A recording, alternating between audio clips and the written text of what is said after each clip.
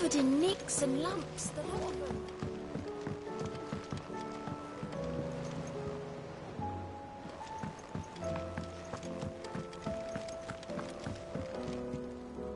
Heard the bad news then, did you? What bad news? About Dravost. Blackthorn's old haunt. With the forge and all that. Well, anyway, the mines just down the road from there are spewing out ether like no one's business. And the village? Safe from the flood for now, but they've got other problems.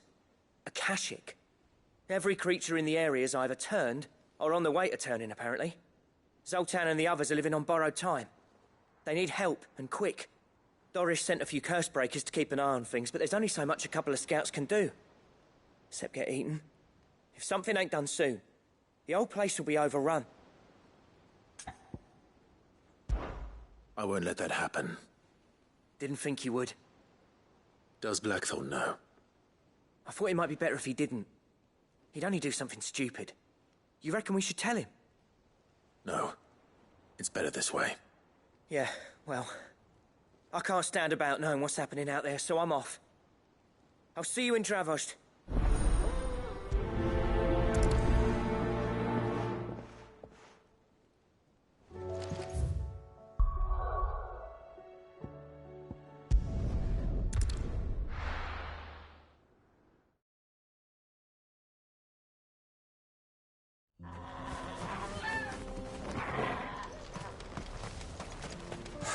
So Dravost is still standing. For now, at least. If you can swing a hammer, you can swing a sword.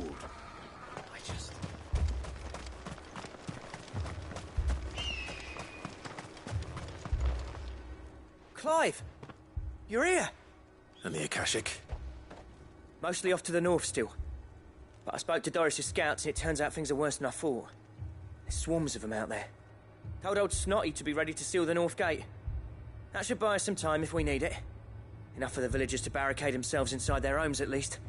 Well done. Welcome back, Sid. I'd never have guessed, you know.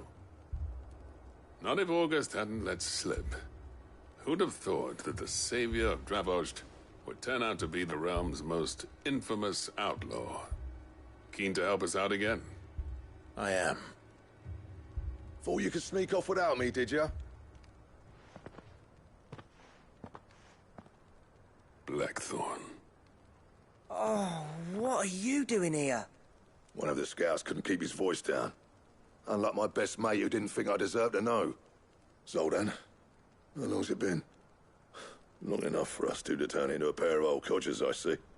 That your idea of an apology? Prick. Don't listen to him. You only did what you thought was best. For the village and that. I did, yeah. But that ain't the whole of it.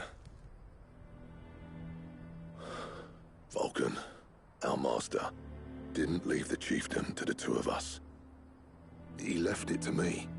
The best blacksmith in Dravost, barring himself, of course. Bloody stupid tradition, in my opinion. If someone's got talent, you should let them practice their craft, not ask them to settle petty feuds and barter for grain. Our master wasted half his life that way. I wasn't about to let that happen to me. So you wasted half of mine instead? You're what Dravost needed. Under me and my precious ideals, this place wouldn't have lasted a year. So I left to devote myself to the work and spare you lot the consequences. I may be a selfish prick, but I only did what I felt I had to. What you had to do was your duty! Even if it meant we all starved? Enough. This is no time for bickering. You can finish beating each other up once Dravost is safe. Fine. I've said my piece anyway. Yeah, so have I. Sorry, Clive. I shouldn't have stuck my nose in. We're short enough on time as it is. Still, give us a mo, would you? I need to get my head straight before any of them Akashic try to bite it off.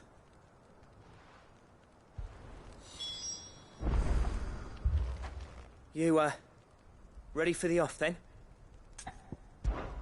We can't afford to waste any more time. Right you are. Might be worth having one last word with the scouts, though. Don't want any nasty surprises, do we? Oh, and Blackthorn, you and Zoltan might be better off staying inside the... Akashic on the move. How close are they? Within sight of the walls. And there are more coming up from the mines. What was I saying about nasty surprises? They'll wash right over us if we stay out in the open. We're pulling back behind the gates. Good idea. Get yourselves inside, but keep your weapons handy. Understood.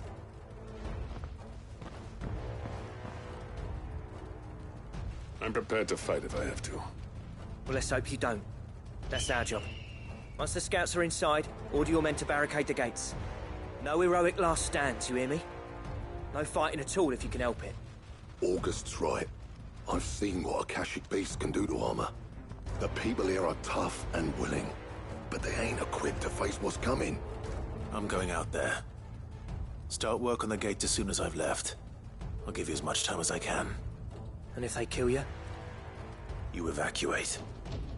But it won't come to that. I promise. You'd better be right. Take good care of Dravoj till I get back. Leave it to me. And give those things what for, yeah?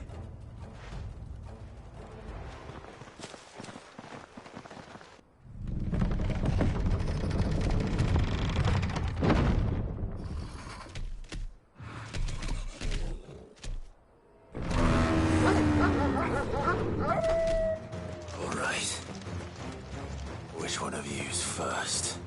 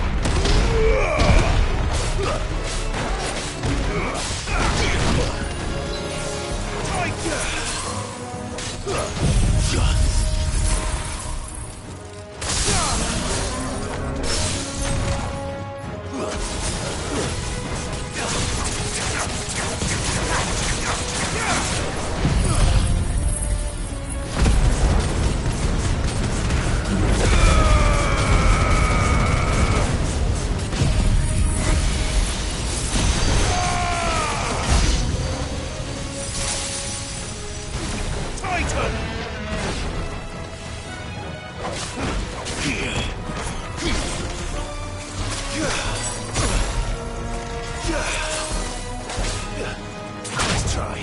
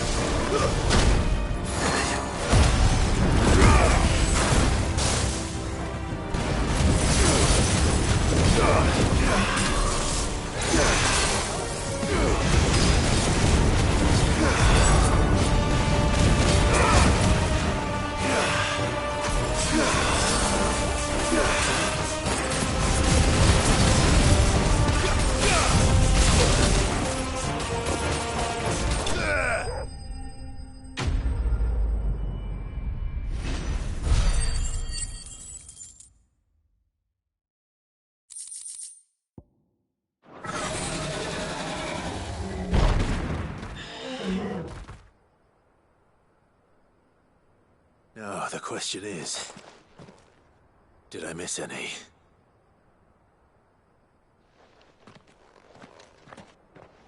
Man alive! You still in one piece!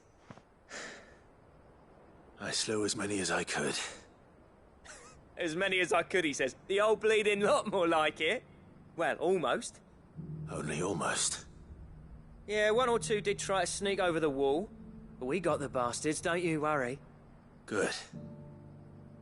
Though you do know, more will come in time. In time, yeah. But we can think about them later.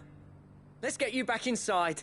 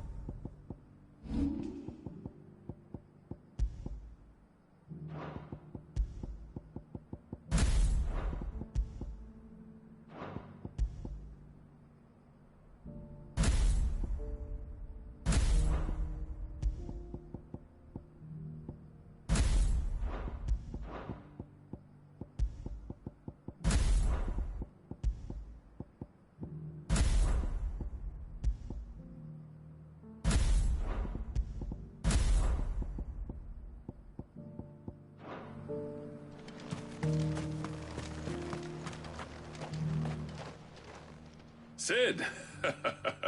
You're even more fearsome than your reputation. Enough to give those Akashic monsters nightmares. I almost felt sorry for the wretched things. But mostly, I felt grateful. Dravojst won't forget what you did today. I'm afraid I've only delayed the inevitable. There's no getting rid of that ether flood. Meaning that any living thing which stumbles into those mines will end up clawing at your walls again. And that's if the flood don't spread. If it does, well, I hate to say it, but the village's days are numbered. That may be, but we're staying just the same. With ether floods springing up all over, it's no less safe than anywhere, and more importantly, it's our home. We'll fortify the gates to the north, and I'll see that they're guarded day and night. All right. Then we'll give you a hand shoring up those defenses. As for you, Blackthorn, that's twice you've turned up when Dravoj needed you. So, thanks. I shouldn't have stayed away so long. And I shouldn't have left without talking it over with you first. Too bloody right you shouldn't. Though I doubt I'd have listened. I always envied you. How you made everything look so easy when, for me, it was anything but. You leaving gave me the perfect excuse to hate you. And from that day on, I never once stopped to wonder what it would have been like if you'd stayed. But what you said earlier, it was true. You'd have been the death of this place. Finally, something we can agree on. I hope you see the sense of it eventually. You kept this place alive. Alive, perhaps. Wealthy even, but Dravoj isn't what it once was. Our work used to be the pride of Dalmekia. Now, we churn out the same rubbish day after day because it's easy and turns a profit. It's not about the craft anymore. I wouldn't send my sons to war wearing the shit most of our smiths are making. I've kept working, honing my skills, trying to lead by example, but no one sees the point. The average castle apprentice has as much passion for the craft as our current lot. Come back to us, Blackthorn. Remind Dravoj what a true master blacksmith looks like.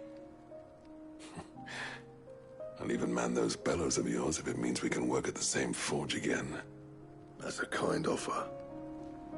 Kinder than I deserve. And I wish I could accept, but I'm needed elsewhere. There's people who trust their lives to my steel, and I daren't let them down. Fair enough. But that doesn't mean I couldn't visit from time to time.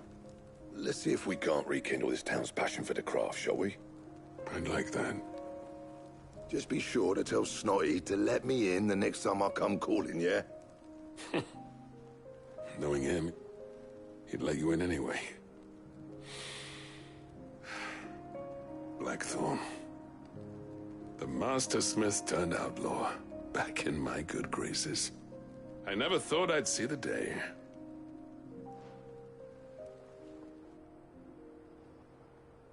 I'd say that went pretty well, wouldn't you?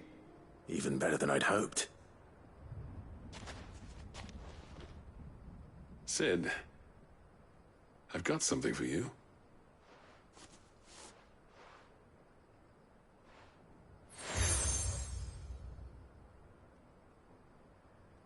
And this is? A token of our lasting gratitude. But I'm of a mind to make you a far grander gift. Designs for a certain sword have been passed down from chief to chief for generations. Now hold on, Zoltan. There's a reason no one's made that blade in centuries. There's not been a craftsman equal to the task. I'll admit your cinders make impressive steel, and I've learned to own an edge Odin will be proud of. But the engravings on that thing are enough to make a jeweler cry. And they're not just for show, either. Have you forgotten what brought you back to Dravoj in the first place? A certain ring? I knew I'd never surpass you with the hammer and tongs. So I turned my hand to a different kind of metalwork. Between the two of us, I'd say we're the equal of any master craftsman ever to have graced a forge.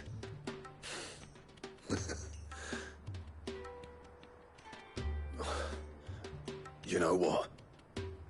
I think you might be right. Clive, you wouldn't mind if Zoltan came back to the hideaway, would you? He's more than welcome. As long as he can keep our secret. Right. Zoltan, get your tools. We've got a legend to forge.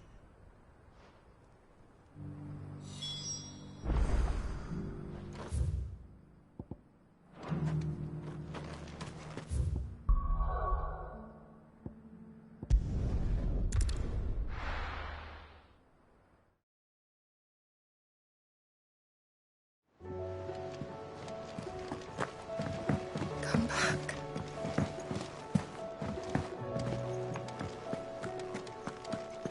Oh, don't tell me we've run out of Papio nuts. Aye, it's a dangerous world out there.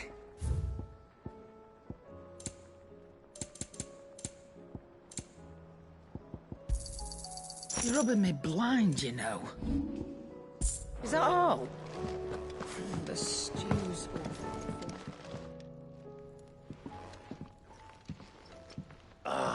The man himself. We were just about to make a start on that sword I promised you. It's funny, but none of this would have been possible without your help. You remember Camille? We'll be using his leatherwork for the grip. The steel, meanwhile, will be tempered in a fire, burning the cinders you charmed out of old Zoltan here. And that whetstone from the Outer Isles, that'll be what gives the blade its edge. And the final flourish will be my talented colleagues' engraving. A team effort led by the greatest blacksmith alive. Now, save that talk till the thing's finished, yeah? Right. I'm ready if you are. To the bellows it is then.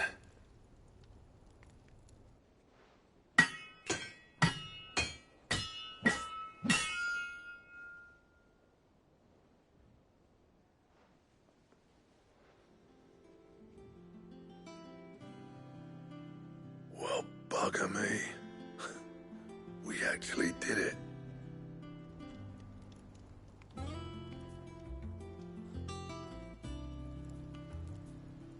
The sword to end all swords. Ragnarok. It's quite something.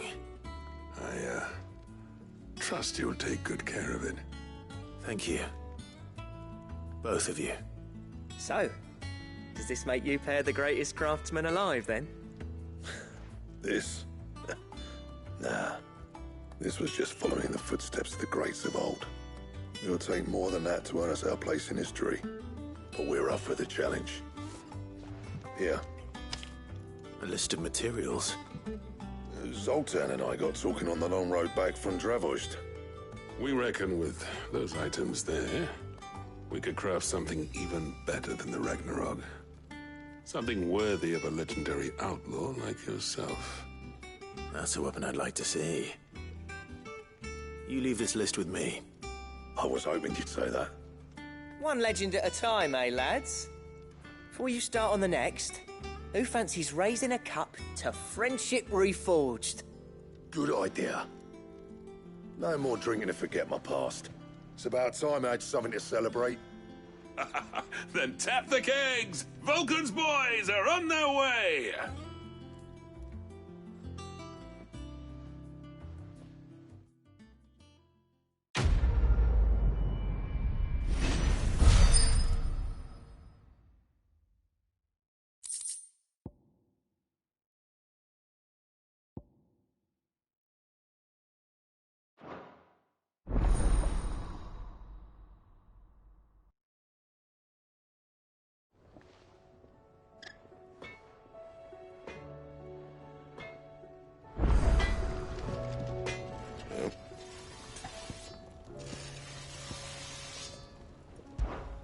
Sang Fornian, dear.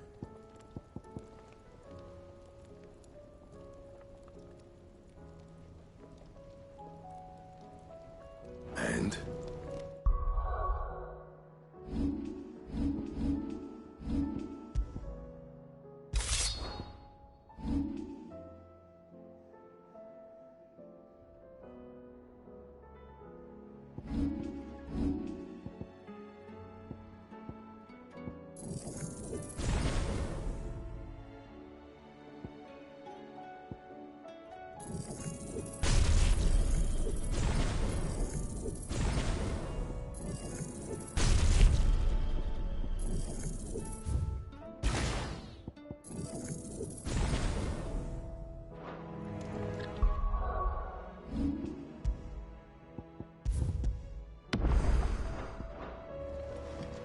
Trouble with your gear, or... I never thought me and Zoltan would ever speak again, let alone work together. And if it hadn't been for you, we wouldn't. You've been a good friend of me, Clive. The best. You do what you need to do, Clive.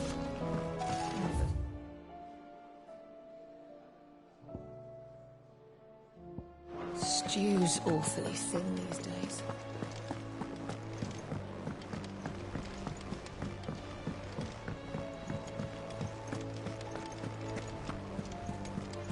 Covered in nicks and lumps.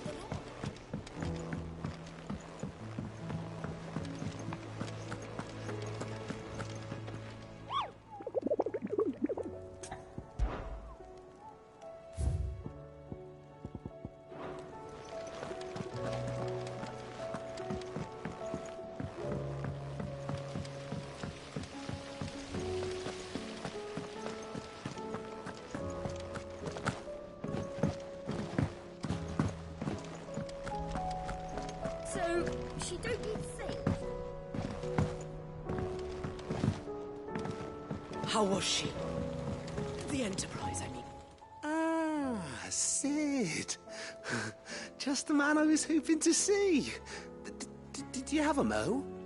Don't tell me. You need more bomb ash. Oh, no. We still got plenty of that left. I'm working on bringing another one of the Chief's designs to life. This time, it's a new smelter. It's got a reverberatory hood over the top for additional thermo amplification and a system of reciprocal recirculatory regenerators that let's just say it gets very blimmin' hot. A heck of a lot hotter than anything Blackthorn's got in his forge, that's for certain. Only Mithril engines get hotter, and you can't chuck ore in one of them and get metal out the other end. Trouble is, we won't be able to make out of any old rubbish neither. We need the good stuff. And I hear you once helped Helena get her hands on exactly that. Any chance you could help me too? If it's for the good of the hideaway, I'd be happy to. Oh, it is. I promise you. So, what exactly is this good stuff you need me to find? We've got a couple of examples here. Spherical echoes, we call them. More fallen materials. So this smelter is similar to the Mithril engine in more ways than one. That's right. They're a bit like the thermal helms. Fallen ceramics deal with heat like nothing else, see? And what's more, they're directional, transferring heat from the inside to the outside. But these things, they're all outside. If we line the hood with them, they'll reflect the heat right back into the furnace.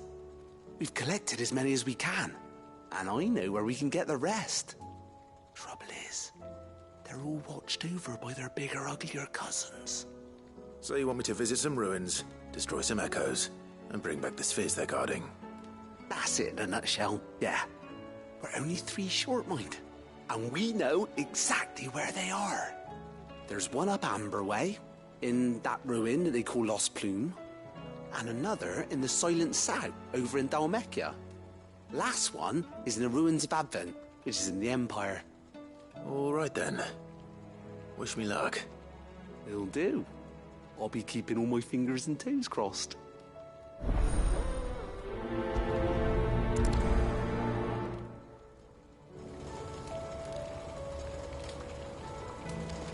With Canva in the hands of Akashic,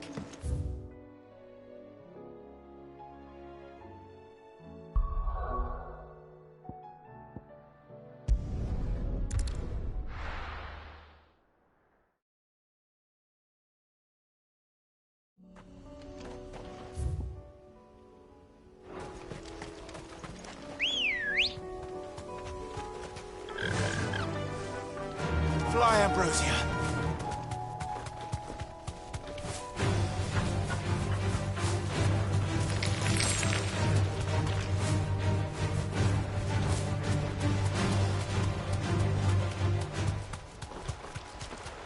Damn it. The whole village is turned.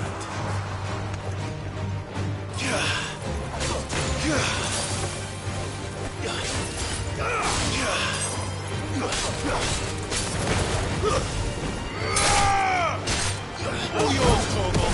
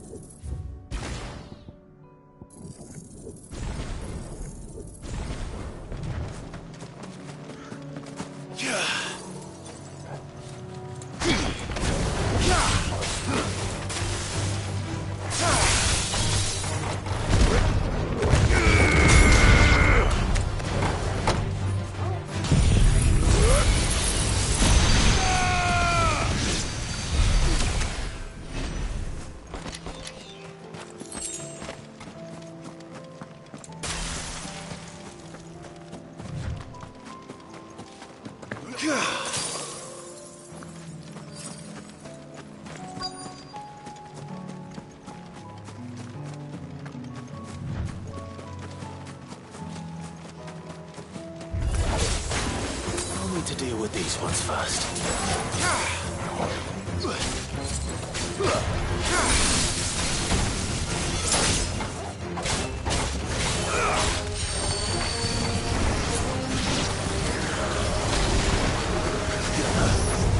Too slow.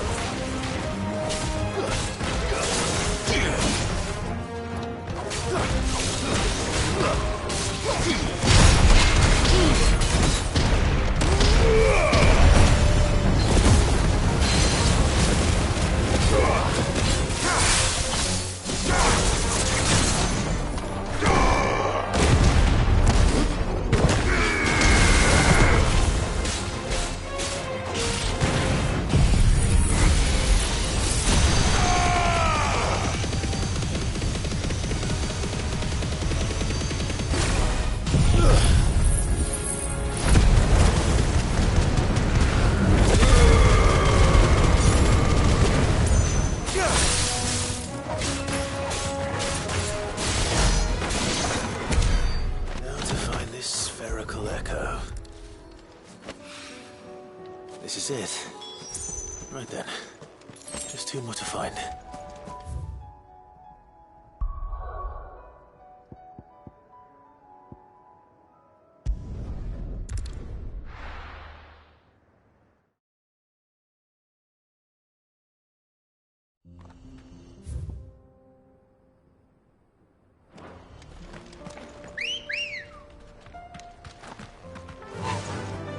Ambrosia.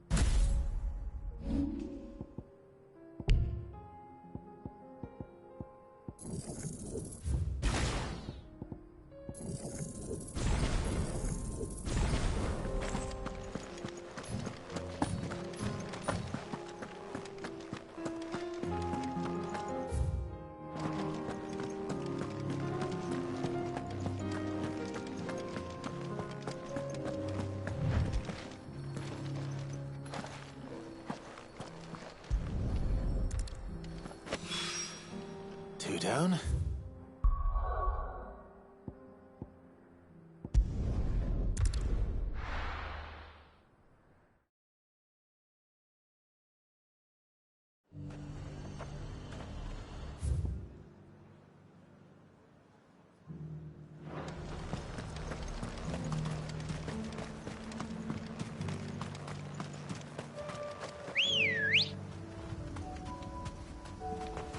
Good girl.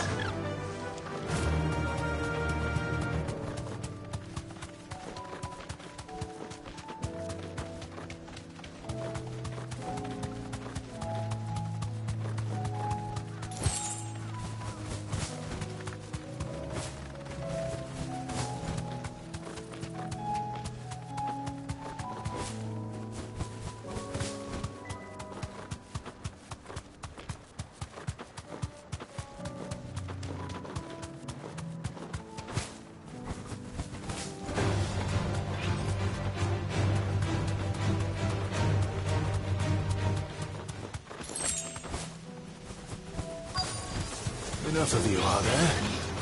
Thanks, Gal.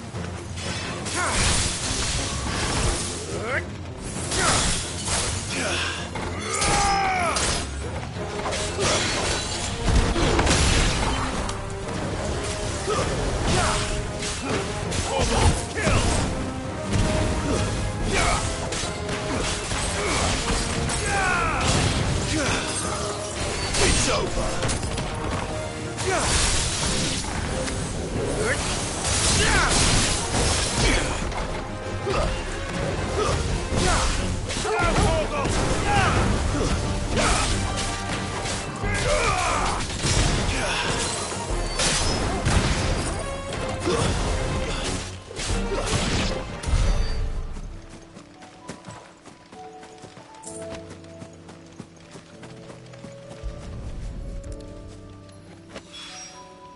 That's all of them. A wine can uncross his toe.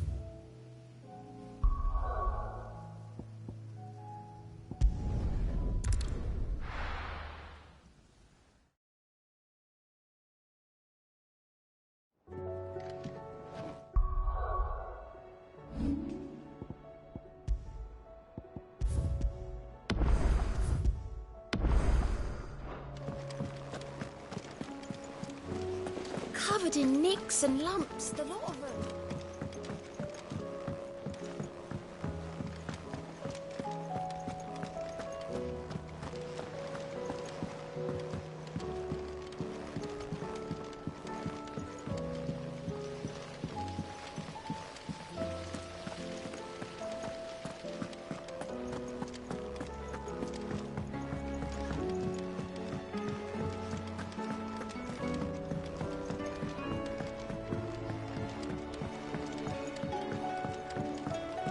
With Canver in the hands of Akashic.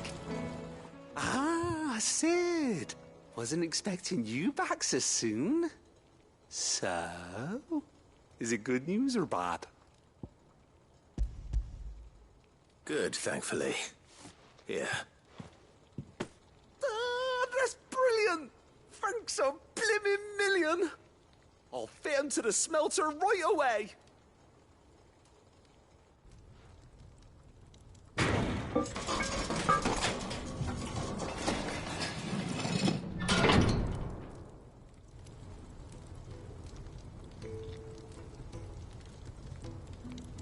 May I present to you the Telemon Furnace! Ain't bad, is she? She's a beauty. You saved my bacon again, Sid, and I ain't about to let your good deed go unrewarded. It's fine, really. My bag's flexible enough already. Oh, don't say that. I'm sure I can make a few improvements to it yet. You could just buy me a bigger... How about that clasp? Looks a bit stiff. Reckon you could loosen it up and make some more room? And I reckon I know how. With a new alloy we've been working on. The Telemon Furnace was just what we needed to perfect it. It's a metal, see? So it's lovely and strong, but it's also, well, stretchy, if you can believe it. Stretchy metal. Well, if you insist. That is the spirit. You'll love it, I promise.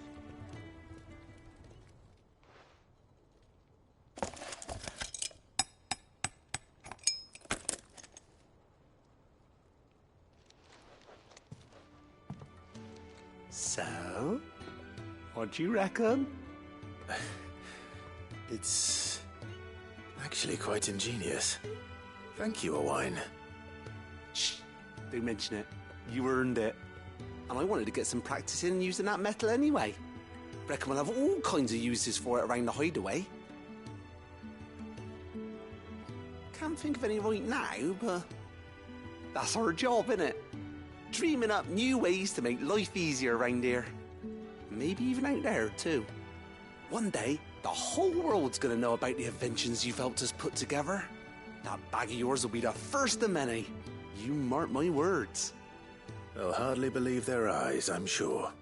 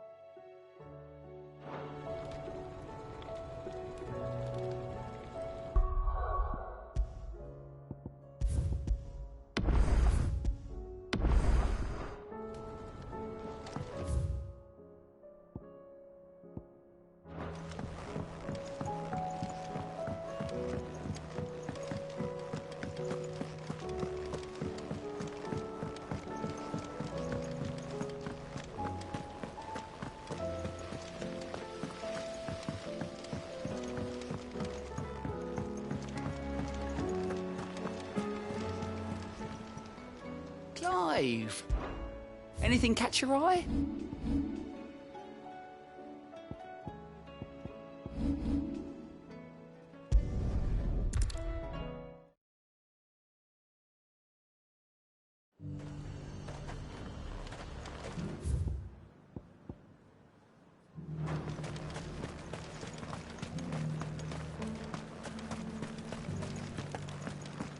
There were ghosts at the gates not days ago.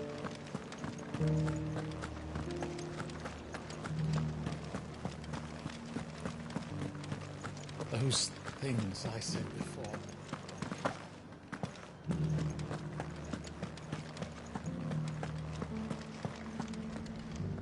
Oh, Clive. What am I to do? My wards and I may soon be without a home. What's happened? The High Cardinal has descended from his lofty throne and taken up residence here in Northreach. The High Cardinal? leader of the Council of Elders, second only to his Radiance at the head of the Imperial government. Not that any of those things still exist. Now he goes by his noble title, the Duke of Oriflamme. And what does he want with Northreach? He wants to transform it into a military stronghold, a foundation upon which to build a new Sambrec.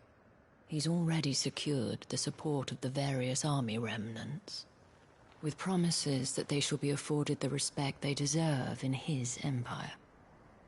One built on the confiscated property of the people. He would rob the populace to pay for it. Believe me, I have used every means of persuasion to discourage him from this folly. But for whatever reason, he will not listen to me. What does Captain Philippe make of this? When the town was under attack, it was him the soldiers rallied around. Couldn't he use that influence again? How? By speaking out against one of the most powerful men in Sambrec. A man whose stated aim is to revive the empire Philippe's comrades swore to serve, and to improve the soldiers' lot within it. The captain can offer them a regular supply of gruel, and an occasional trip to the Vale to help them forget the terrors they face each day. The Duke offers them a vision of strength and safety. No. Any attempt to incite mutiny would cost Philippe the support of his men, if it did not cost him his life. But given the mood around town, mutiny may yet be unavoidable. The people have little appetite for further deprivation, least of all when it serves only to elevate others. And who could blame them? Clive, would you appeal to the Duke on my behalf? For your services to Northreach, you have the respect of the soldiers, and they will take you to His Eminence if you ask them. And unlike Philippe, no bonds of loyalty prevent you from speaking your mind to the man. Well, will you try? You could hardly fare any worse than I did. I'll see what I can do. Thank you, Clive. Tell me then, where will I find this Duke of Oriflamme? In the garrison? Overseeing the troops, yes. All right. Wish me luck.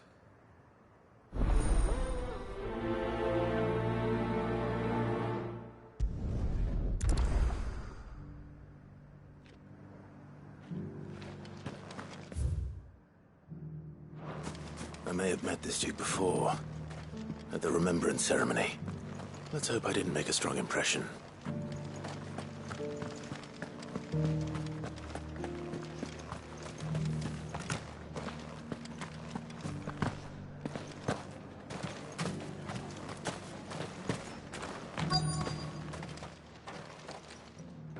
Halt! Oh, sorry about that. You're the dame's man, aren't you? You got some business with the captain? No, actually. With the Duke. I was hoping I might be able to speak with him. We're under orders not to let any civilians pass. But you should be all right. His Eminence has heard all about you and your heroics. Wait here. I'll go and ask.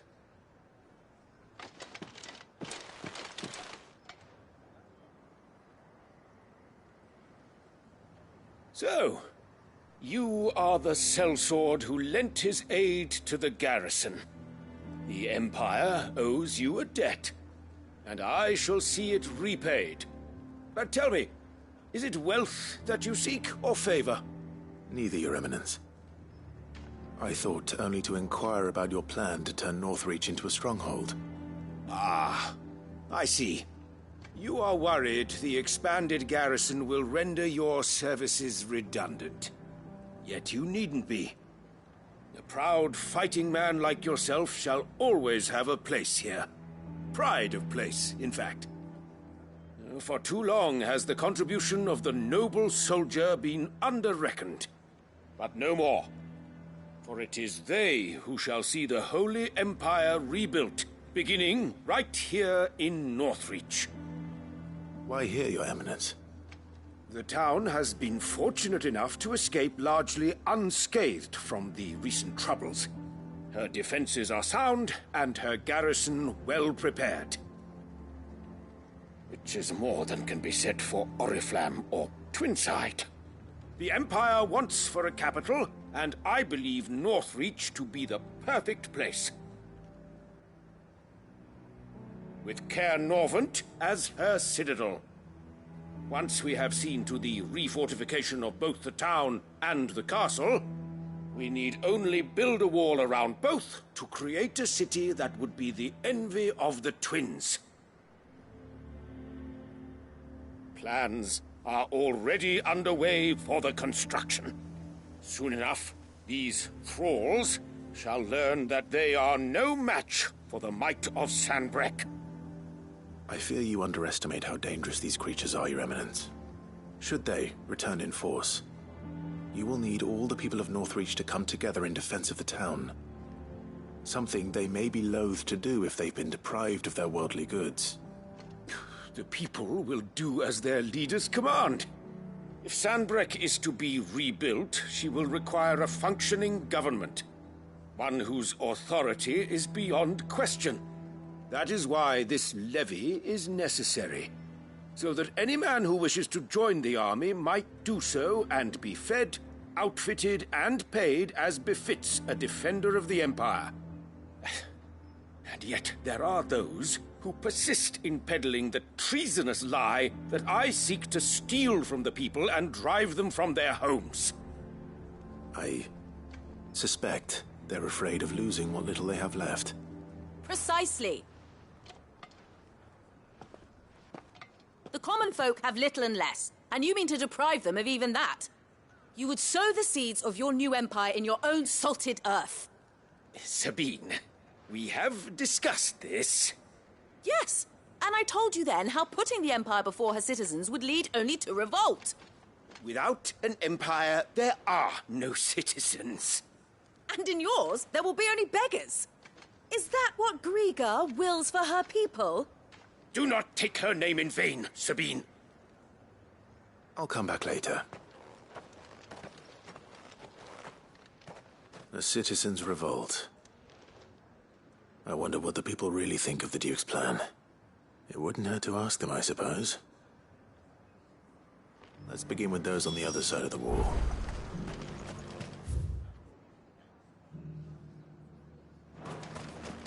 Sabine. Oh. As long as you remain, the veil will see to you.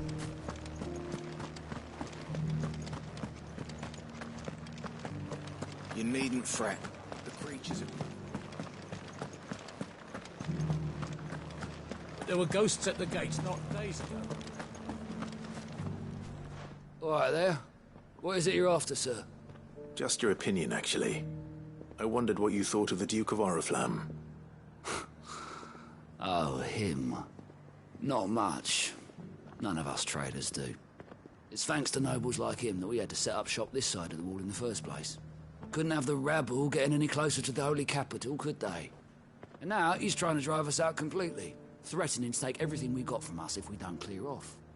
If the dame said she wanted him run out of town, I'd be straight through that checkpoint, tar bucket in hand.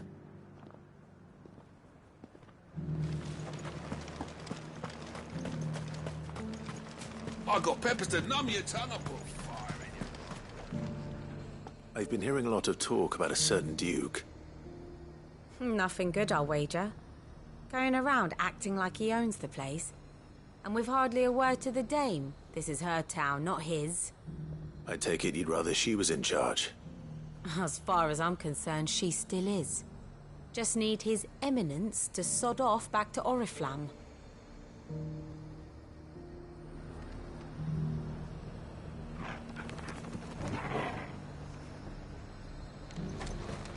Why?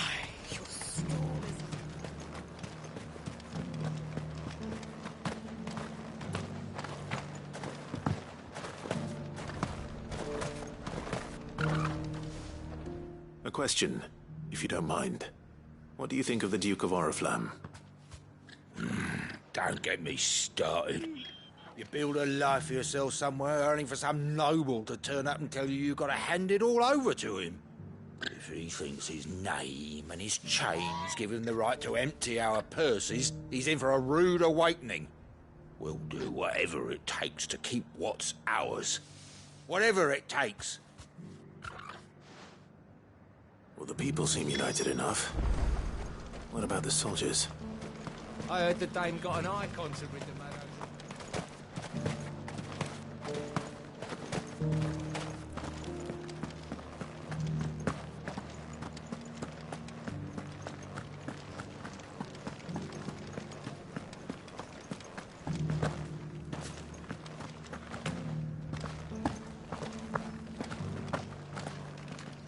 Excuse me, do you have a moment? I wondered if you'd mind sharing your thoughts on the Duke of Oriflamme. Well, he's made a lot of enemies coming in the way he did. But I mean, look around us. You can see the state the realm's in. The traders might not like having the screws put on them, but if they volunteered a few more of their hard-earned gil before things got bad, maybe they wouldn't have to. I think the Duke's got a point when he says rebuilding the Empire's the best way of making sure we're all protected. And if that means people who don't know one end of a sword from another have to make way for those who do, well, that's just how it goes.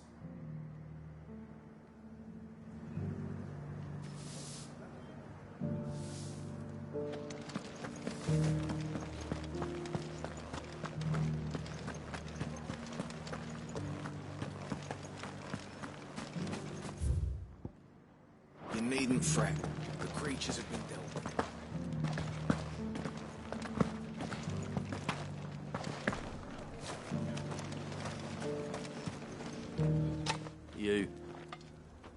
You're the one who was talking to His Eminence. On the Dame's behalf, yes. I was trying to persuade him not to take the people's goodwill for granted, but it seems my words fell on deaf ears. What do you think of his plans? I'm a soldier, mate. He tells me what to do, not the other way round. Listen, I've got nothing but respect for the Dame, but I've got a family to look after. That's where my loyalties lie, not with the town or the Empire, but with my wife and children. If the Duke can get us the men and the equipment we need to fight off those blue-skinned bastards, I don't care how he does it.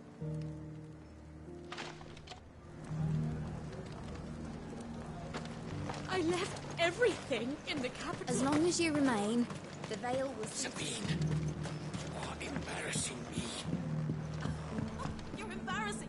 I hear the Duke of Oriflamme plans to turn this town into some sort of fortress. Do you think that's a good idea? It's not for me to say. All I know is that unless the Emperor orders me otherwise, His Eminence's word is law. Look, no one likes all these taxes and tariffs, but empires don't come for free. Once Sanbreque is back on her feet, we'll all reap the benefits. Let's see what Philippe makes of all this.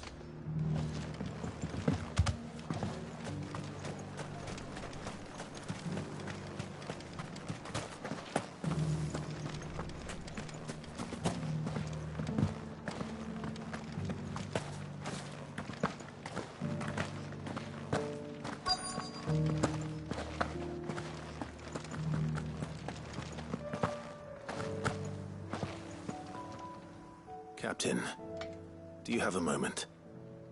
For you? Certainly. Clive, wasn't it? Thank you for last time. How can I help you? I wanted to ask you about the Duke of Oriflamme. Do you intend to go along with his plan? But to tell you the truth, I'm in two minds. It's my sworn duty as a captain of the Imperial Army to obey his orders. But I can't say I agree with him. Philippe, I remember you saying that you became a soldier to protect the people you loved. The Dame included. That's right, I did. Well, she doesn't agree with the Duke's orders either. She thinks they could tear Northreach apart.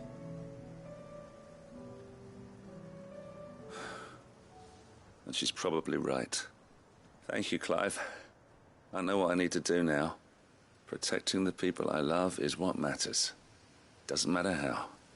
Well, duty calls. so I better go. Thanks again.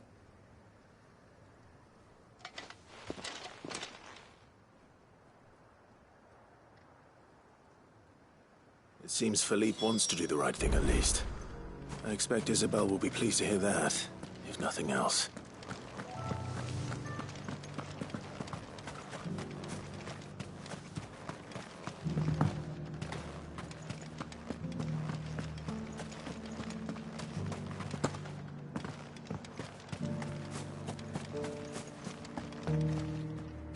Ah, Clive. How did you fare? Were you able to speak with the Duke? I was, but...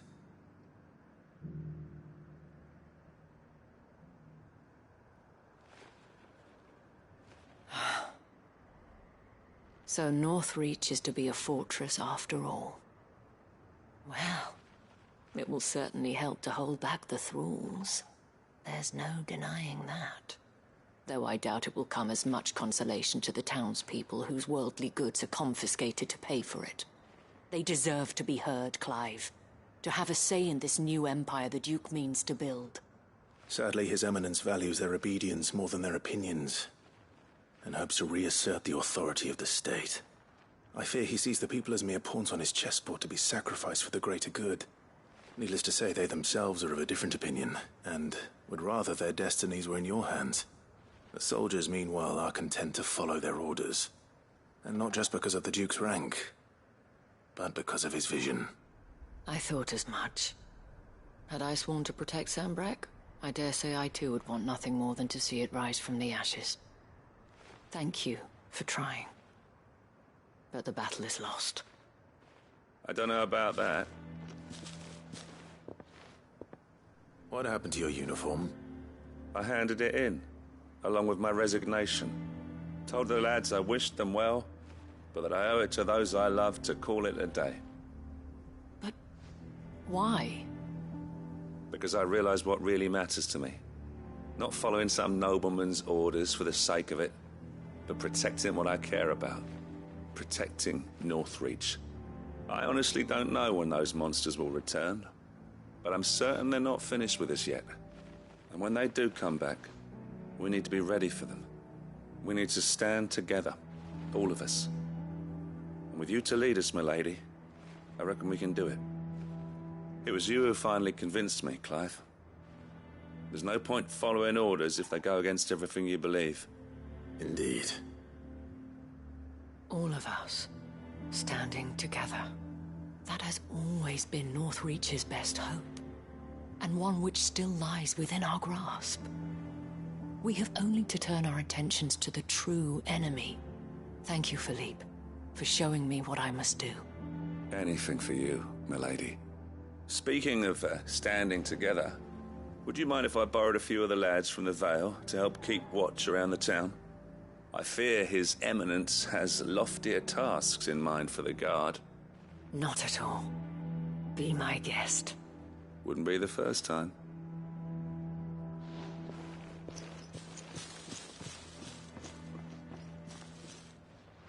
There may be hope for Northreach yet.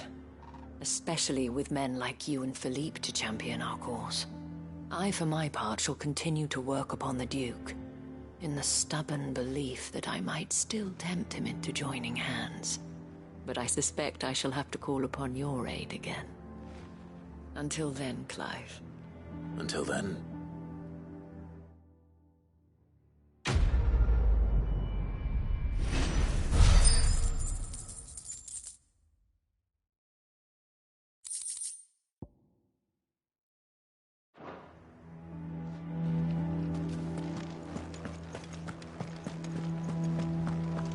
So many were injured.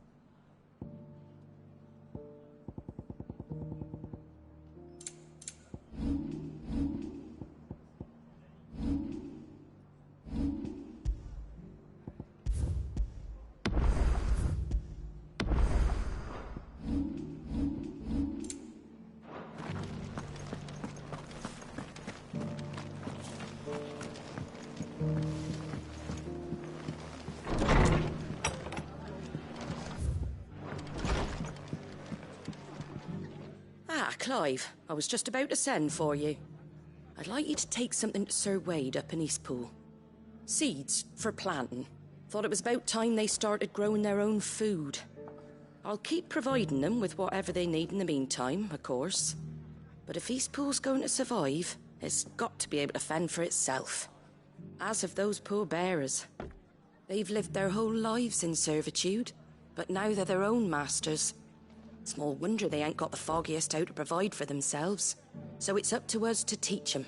And if you're wondering why you, well, the wagoneers taking supplies up that way have been coming back with more and more reports of Akashic around the village of late. Sir Wade's putting a brave face on it, but I think even he's starting to worry. And if he's likely to share those concerns with anyone, it's you. All right. Thanks. Wouldn't ask if I didn't have to. There. That should be enough to keep him in Gazal Greens for a few years at least. Gazal Greens? Not the most mouth-watering crop, I'll admit. But they're hardy, they grow fast, and they fill a hole. Better that than something that'll wither away at first frost. And chocobos love 'em too, which is no small thing. When I say all of us need to pull together to get Eastpool back on its feet, I mean all of us. They ain't exactly succulent, but cook 'em right and they're just about bearable. I'll take your word for it. Anyway, Sir Wade'll know what to do with them. And if he don't, well, I'll go up there and show him myself. I'm sure you will.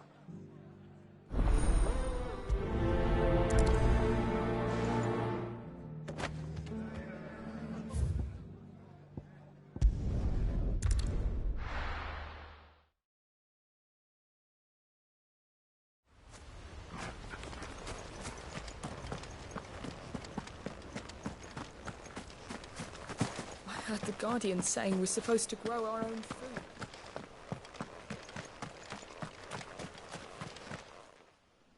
Ah, Lord Rossfield. What brings you to Eastpool? A delivery from Martha.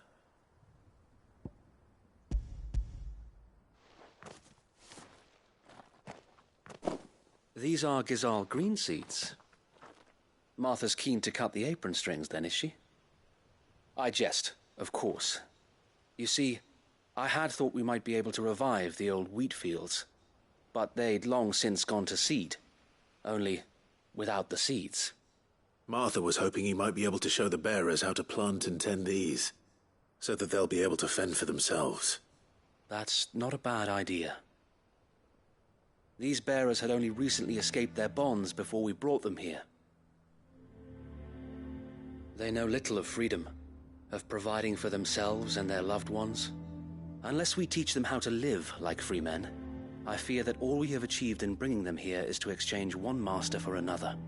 Not that myself and the Guardians have been the best example to them so far, subsisting almost entirely on Martha's charity as we do. It's about time we all started to provide for ourselves, bearers and Guardians alike. Unfortunately, we've been a little too busy of late to focus on much besides bolstering our defenses. There have been alarming reports of... The Horde is closing in. They're coming, Sir Wade, all of them. Damn it all, I thought we'd have more time. Gather the men in the square. Send to the rest for reinforcements. Yes, Sir Wade. The Horde? Akashic, a veritable legion of them. They've been seen prowling around the northern reaches for a while now. We don't have the numbers to hold back a swarm that size. I had hoped to build a perimeter wall so that myself and the Guardians might be able to defend the village, but... Now you're out of time. Precisely. If reinforcements from the rest arrive before they do, we may just scrape through, but I fear that's rather an enormous if. What if you could call on reinforcements from Eastpool? You mean the bearers? We brought them here so they might live, not die, fighting for their lives. So wait. You said you lack men to defend the village. Are the bearers not men? Do they not wish to see Eastpool saved? Though they may not be trained soldiers like your Guardians. What help they are able to offer could still prove the difference between victory and defeat. You're right, my lord. I will appeal to them.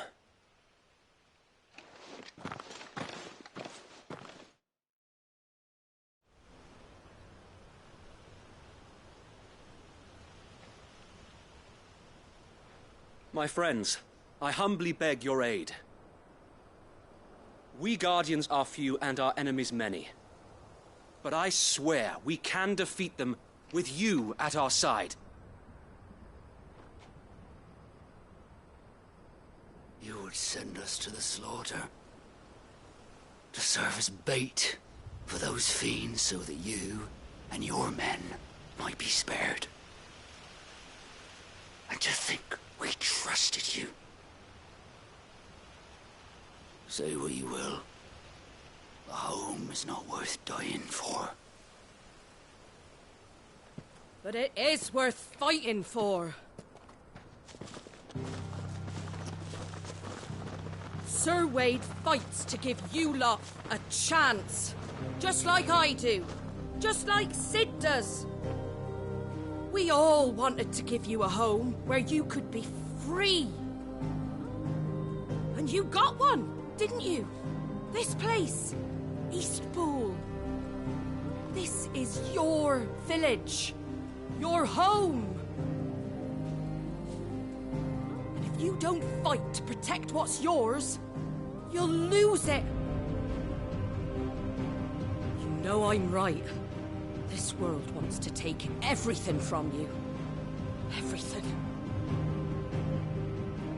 Your homes, your freedom, your very lives.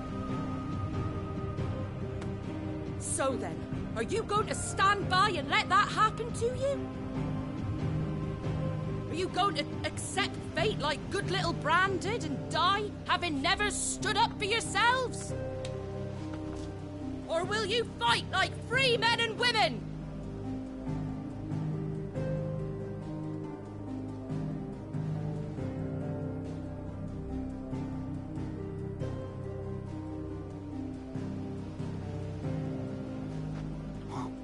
What are you doing? All right.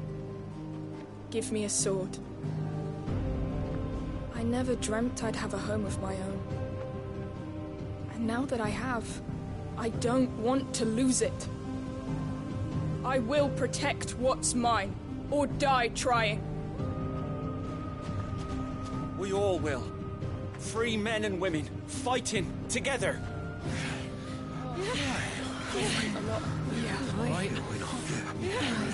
For Eastpool! For Eastpool!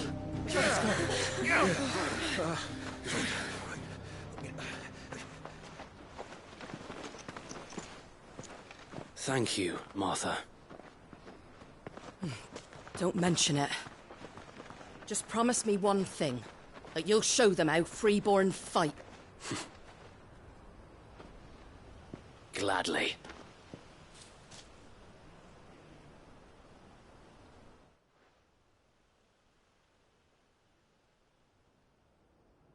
Well, if it was numbers you were lacking, you certainly won't be now.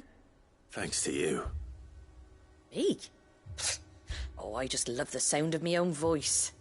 Lord Rossfield, my lady, we're ready. So what's the plan of action? We'll divide our forces into several small detachments, each made up of guardians, bearers, and guards from the rest. These will position themselves at strategic points around the village. Upon engaging with the Akashek, each detachment will keep the creatures occupied as best they can, steadily retreating all the while.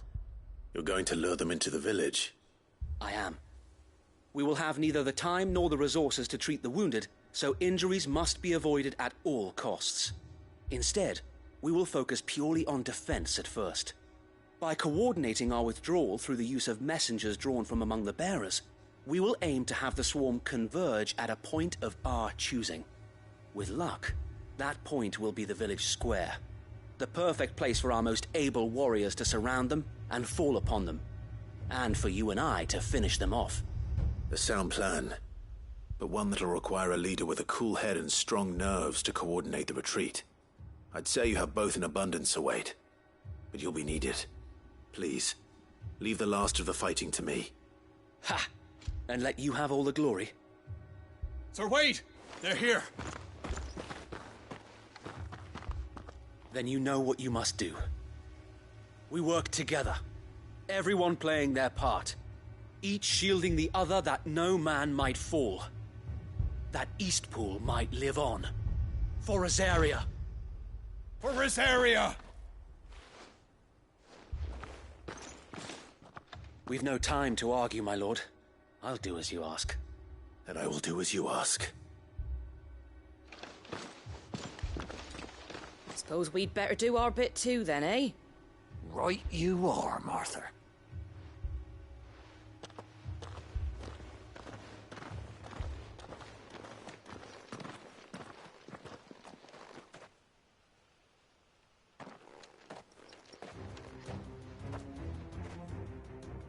The calm before the storm.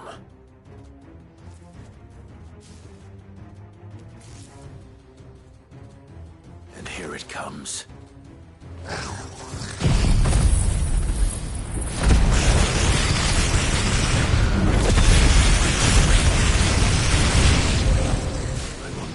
Let this village fall.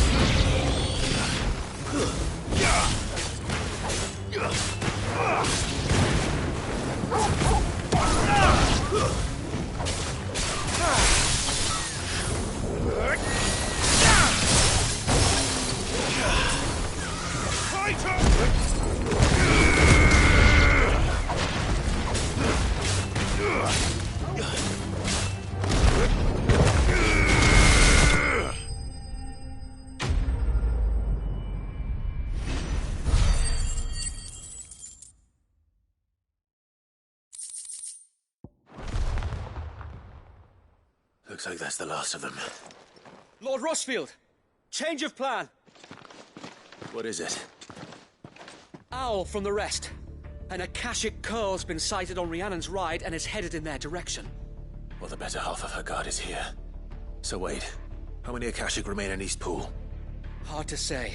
My men are still facing some resistance, but I think the worst is behind us. I could order a detachment or two to fall back and... No. Let them finish the job. You stay here too, Sir Wade. Your men need you. I'll go after the Curl. Join me only when Eastpool is won. If you're sure, my lord. May the Founder protect you.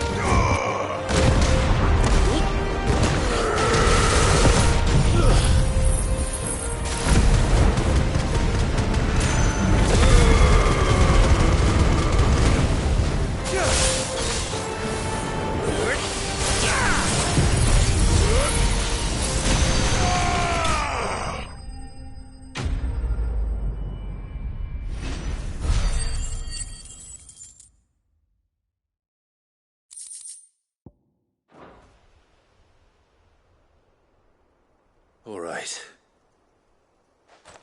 Back to Eastpool.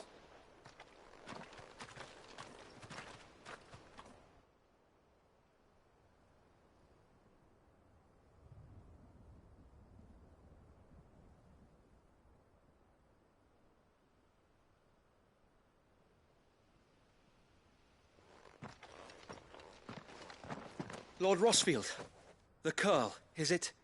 It's dead. Thank the Founder for that. And for you, my lord. We were able to eradicate the rest of the Horde.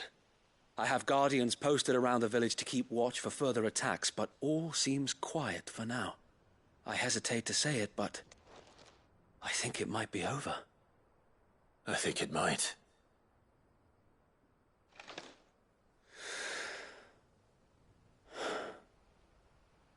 We did it. We saved Eastpool. Thank you, my friends. Thank you. No, Sir Wade. It's us who should be thanking you. You brought us together. Showed us what it means to fight for what you hold dear. We never had nothing to call our own before.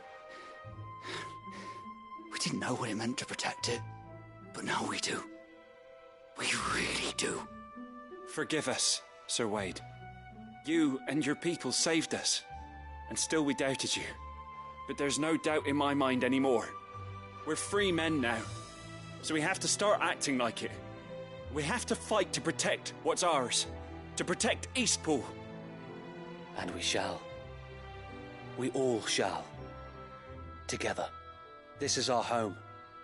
And if anyone or anything tries to take it away, they'll have us to answer to. Come on then. Let's get to work. This village isn't going to rebuild itself.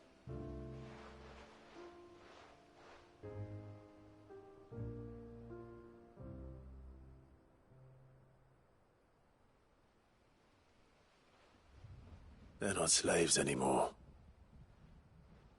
No. They're Rosarians. Your father took pity on the bearer's plight, and I believe if he was still with us today, this is what he would have wanted. I believe you might be right. I shall remain here, my lord, and do what I can to help rebuild the village. After all, this is my home now too, and I could hardly call myself an Eastpoolian if I didn't pull my weight. I think you'll find it's Eastpudlian, Sir Wade.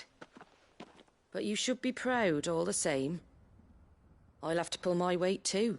Can't have the rest getting outclassed. Speaking of which, I ought to be getting back. Can we continue to count on your support, Martha? Of course, and I'd be counting on yours too. Us Rosarians have got to stick together, haven't we? Indeed we have. And Clive, come by the Golden Stables when you get the chance. I ain't paid you for delivering them seeds yet. All right. I will.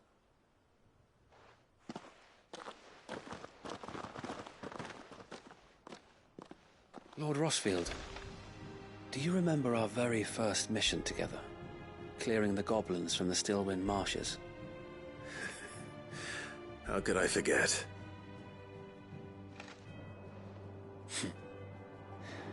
There's one sight that I shall never forget. You, facing off against that giant Morble. Not a trace of fear on your face. Since that day, there have been more than a few times when I felt like giving up. When the odds seemed so stacked in the enemy's favor, I thought I may as well just lay down my sword and surrender. But every time I would think back to the look in your eyes that day and remember what it means to be a shield. Know that whatever trials Eastpool may face, I shall never lose courage. Thanks to you. So Wade, you have always been a true shield. I know that Eastpool, and indeed all of Rosaria, will be safe in your hands. Thank you, my lord. I know the rest of the world will be safe in yours. I'll do my best.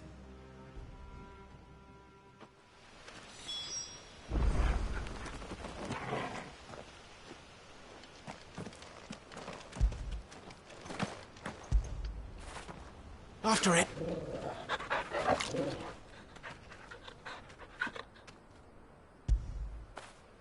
That feel good, boy?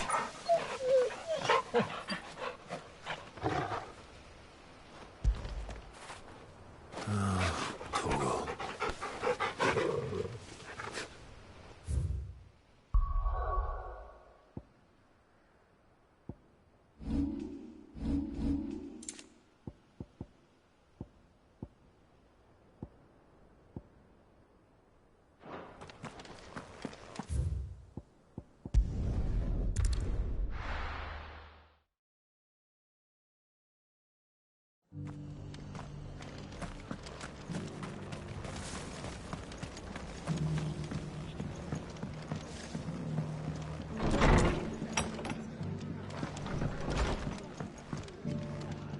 The hero returns.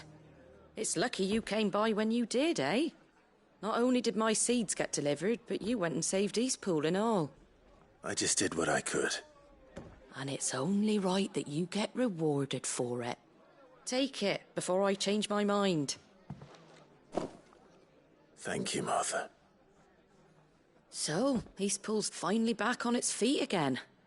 And a home to free bearers. Who'd have thought we'd see the day, eh? Well, it was your idea.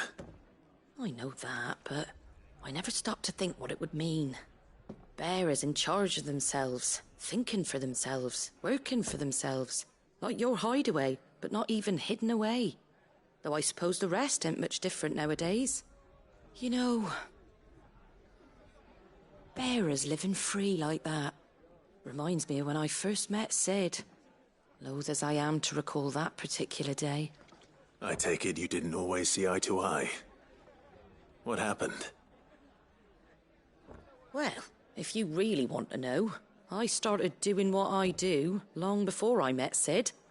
In fact, that's how I met him. Or at least how he came to meet me.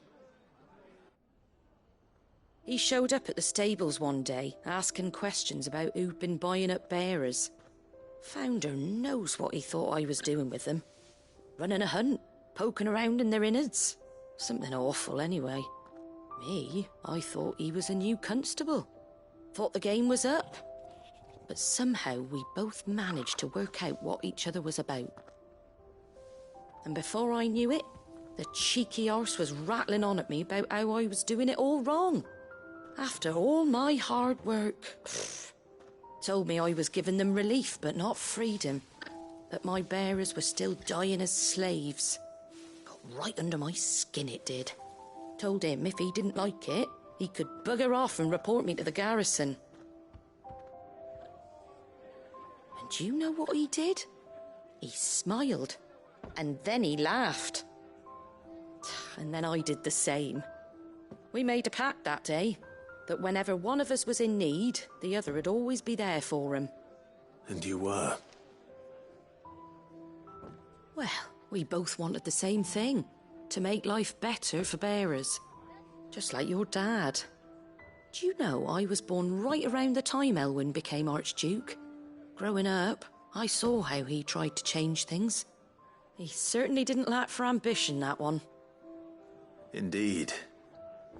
But the loftier one's ambitions, the harder they are to achieve. Which is why those of us who follow in their footsteps need to finish what people like Sid and my father started. Suppose you're right, aye. And if we don't manage it, there's always them who come after us. Good thing we've got a few half-decent sorts waiting in the wings, eh? It's almost enough to give you a little bit of hope. Just a little. Anyway, enough nattering. Better get back to work. Let's see about making everyone some dinner, shall we? The least the folks who saved Eastpool deserve is a hot meal. And you and me ain't gonna save the world on an empty stomach neither. That sounds like a wonderful idea.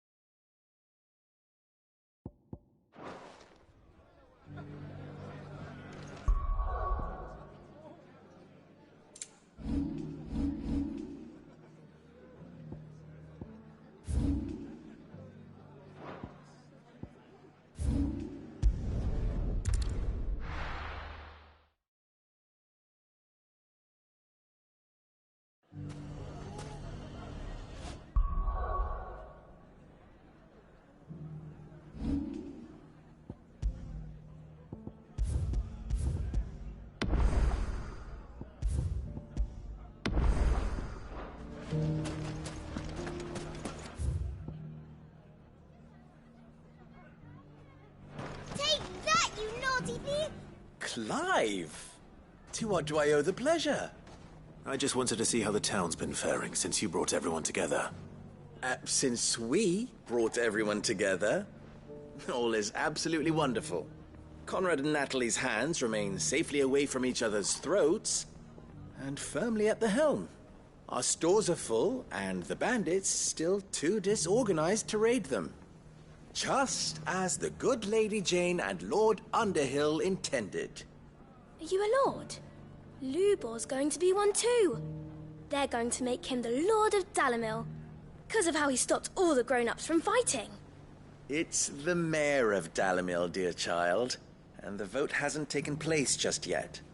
But if the people wish me to lead them, I shall. And my first act will be to build a school so that menaces like you two learn not to interrupt your elders.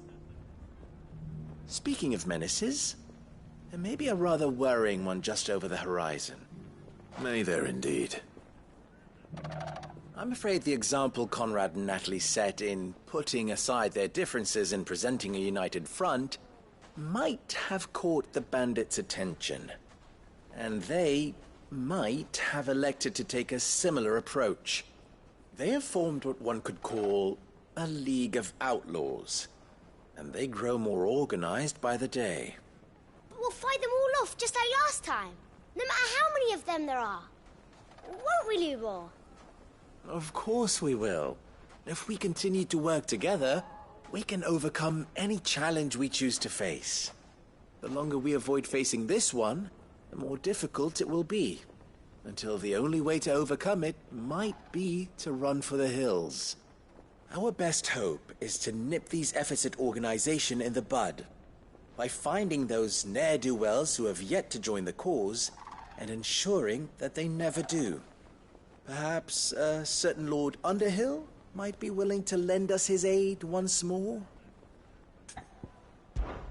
How could I refuse? Thank you, my lord. Victor will fill you in on the particulars. I have him stationed by the desert gate, receiving and collating reports from my scouts. Such an amenable soul. He reminds me of you. I'll go and speak with him.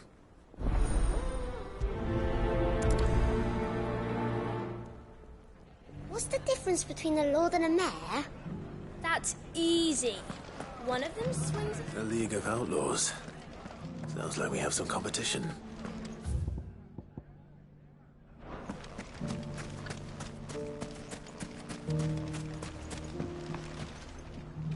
Still in Dalamil, Victor? Ah, Sid. I thought you'd have returned to Cosnis by now. I did. Then I came back. I've developed something of a fondness for the place. And having worked so hard to see it saved from one fate, it would seem remiss to abandon it to another. A sentiment Master Lubor certainly isn't shy about exploiting. Hence my doing his bidding yet again.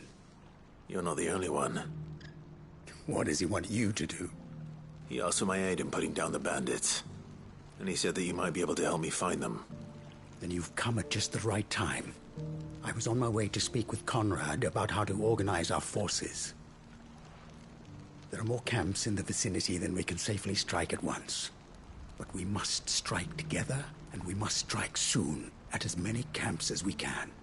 We can't give this league of theirs time to rally its forces. All right. Which camp shall I take? There's one upriver. Just out there, across the dunes. Leave it with me.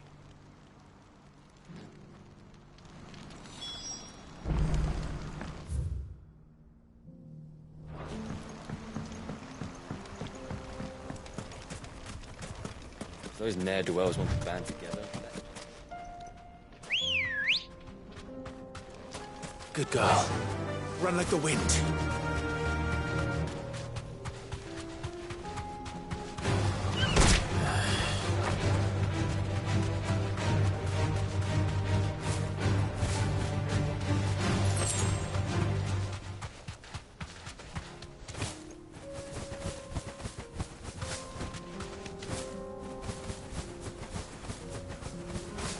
That must be the camp Victor mentioned.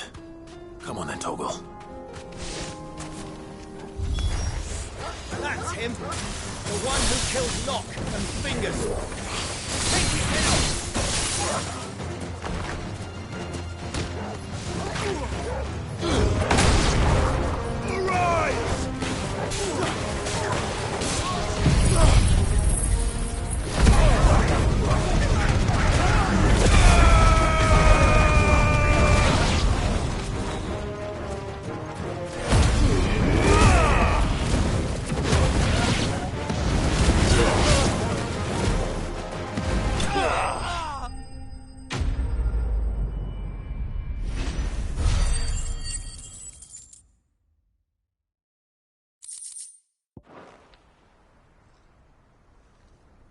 I'd better let Victor know. Sid, where are you? Ah, I see the bandits didn't pose you any trouble. No, but that's not why you're here, is it? No. Something's happened. We need you back in Dalimil. What is it? The whole town's in uproar. They're saying that Lubor is a bearer. What? Seems that one of our parties wasn't as thorough as they should have been. They let one of the bandits escape, and his escape route took him right through Dalimil. Some of the children spotted him, and he was about to silence them. And when Lubor felled him with a bolt of magic, and without a crystal. But that's not possible. It is, if he's a bearer and has been hiding it all these years, which is what people are saying. If he has, well, I wouldn't blame him. No man is branded by choice. Still, all those people see is a man who's lied to them all his life.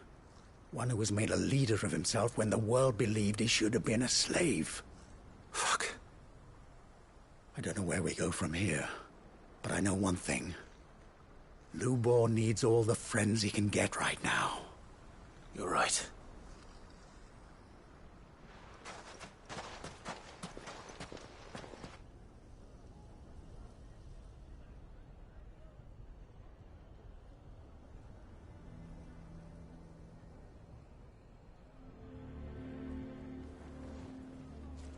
And now everyone knows.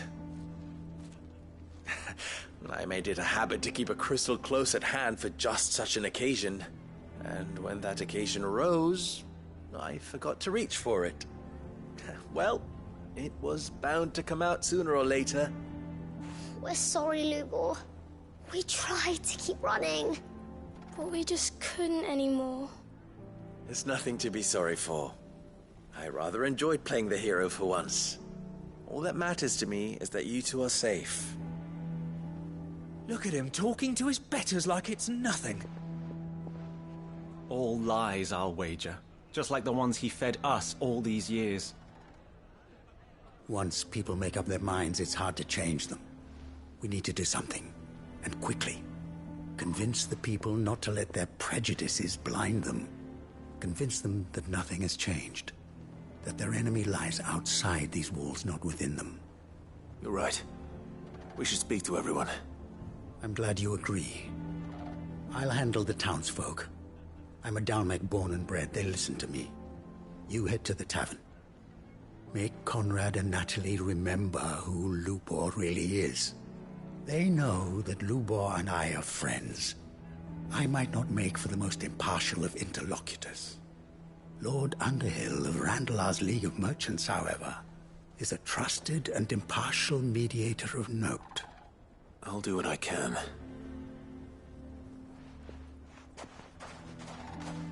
Lubor, stay here with the children.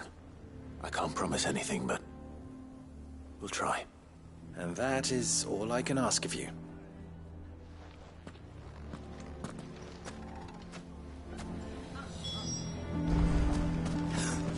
Why are you taking the bearers? Why do they always have to make such a... He knew all along that he...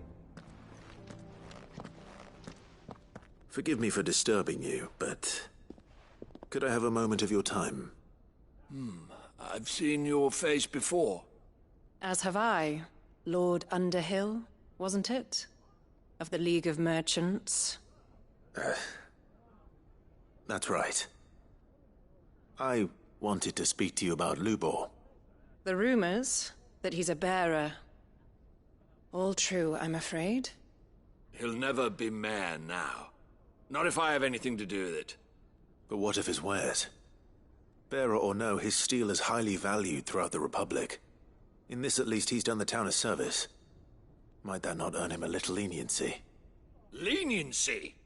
He pretended to be one of us when he was laughing behind our backs all the while. I'm sorry, my lord, but he lied to us. He lied to you. He cannot be trusted. So what do you propose? Will you drive him from his home? Close his forge? Perhaps. That is a question for the people of Dalimil. And they will thank you not to get involved.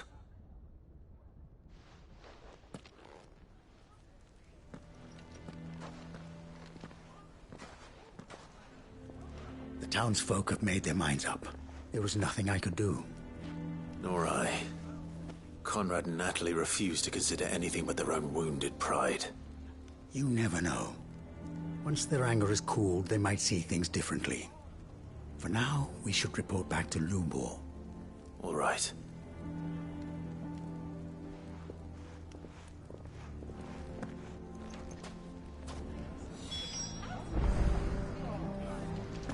Why the hell would Victor take the bearers? I assume the situation is hopeless?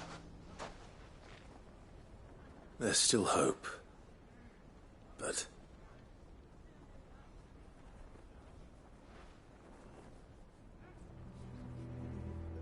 But perhaps not in this lifetime, I think it's fair to say. You mustn't think like that, Lubor. Give them time. They'll come around. We'll talk some sense into them in the end, you'll see. No, you won't. And your efforts would be better spent elsewhere. But Lubor... Rosina would often tell me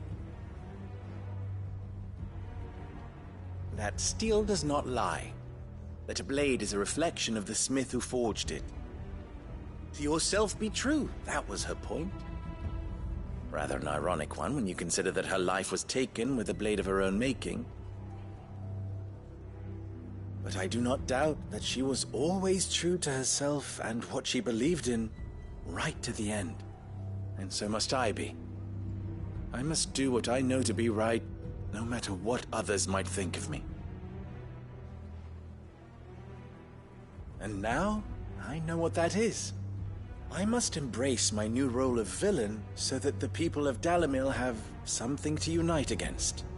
For only united can they hope to stand against the threat that awaits them. I'll need to make a suitably dramatic exit, of course. Don't go, Lubor. You're the only one who was ever kind to us. We'll be all alone. Again. Trust me, little ones. It is for the best that I go. Not only for the town, but for you, too. How could it possibly be for the best? These children need you. The least you can do is give the townspeople a chance to change their minds. I would not take it, Victor. It's over. Over, you say? And so just like that, you're going to throw this town and these children to the wolves? I thought you were better than this. But it seems you had me fooled as well. Victor. Forget it. Do what you will. You sure you're making the right choice, Lubor? Of those available to me, I believe it's the best one. Yes. Ah, but where are my manners? Here. A reward for clearing out that bandit camp. Right then. I have packing to do. If there's anything I can do. Anything. I'll bear it in mind. Thank you.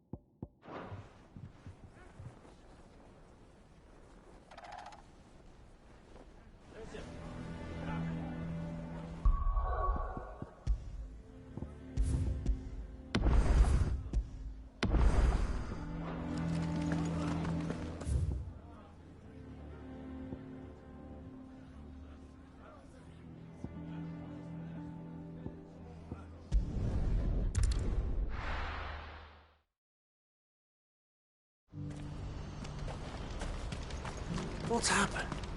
The guards at the gate. Clive. You'll be pleased to know that the negotiations are progressing well.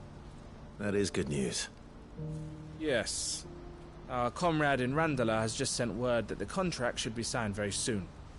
But I still have much and more to prepare. It's a huge undertaking moving this many bearers at once. You couldn't do me a quick favor, could you? What is it this time? More wild beasts? Nothing like that.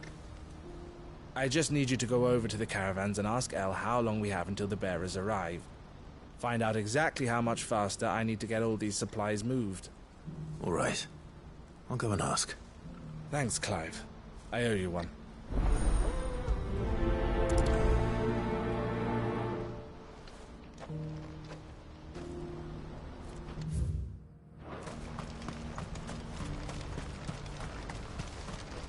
You won't find a finer array this side of the strait. You've a discerning eye. Many thanks.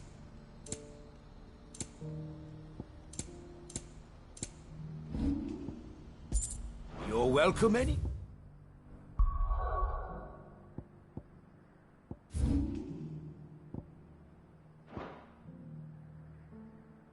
Die.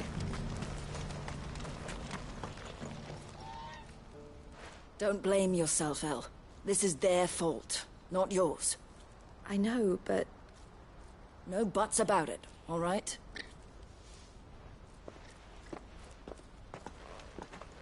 Is something wrong? Vonnie came to give me a message from our intermediary. The talks with the Republican army have fallen through. They've reached an agreement with the Silver Peak Consortium instead. Though prices have fallen of late, we deliberately offered above the going rate to try and deter other bidders. But the Consortium offered double what we did, and the army jumped at the chance. And you had no opportunity to make a counteroffer? None at all. And we were so close. El? What's happened? I saw Vonnie leaving. She didn't look happy. And with good reason.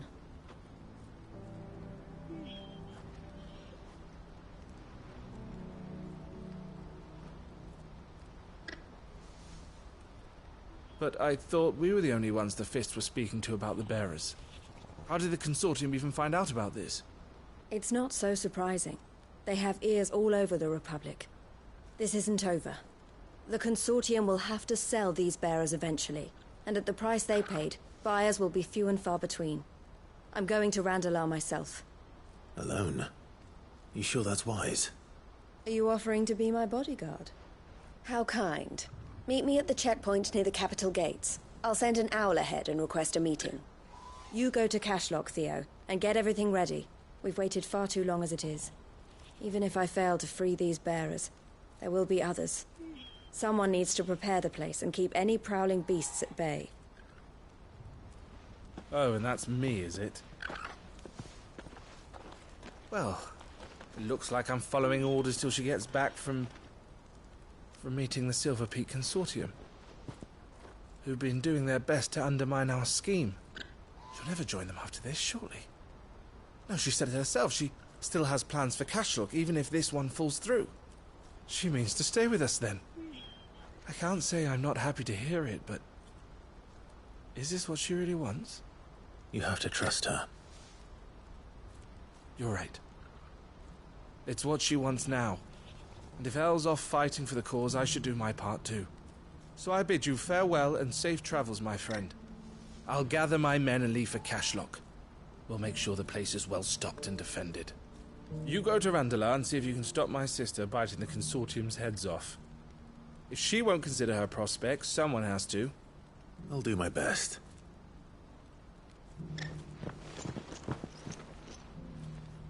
All right. To Randalar, then. And better not keep Eloise waiting.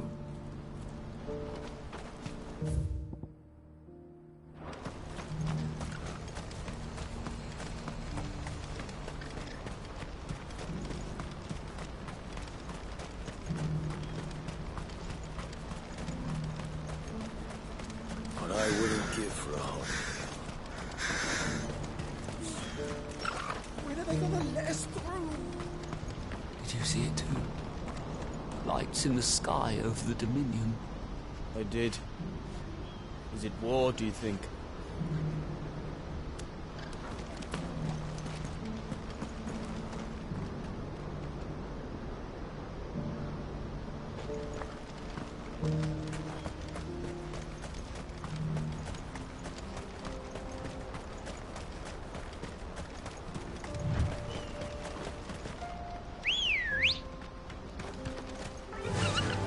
Faster!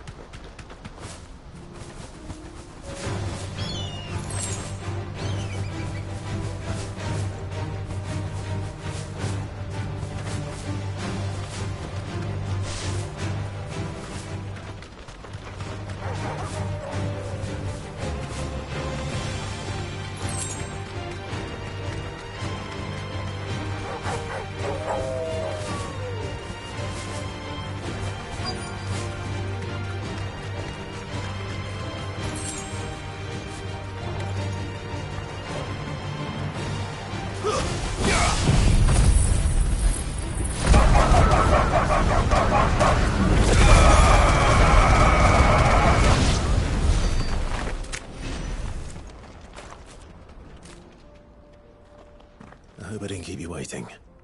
Did you arrange to speak with the Consortium? Here they are now. You wish to consult with me? I did. It's about the bearers you recently purchased from the Fist. We had all but finished making arrangements to buy them ourselves, and then you stepped into the fray. You misunderstand. The Consortium had an interest in purchasing them from the very first. It was only our regard for you that kept us from bidding. But your hesitancy in accepting our offer to you suggested that the regard was not mutual. And so we resumed our business. I did not hesitate.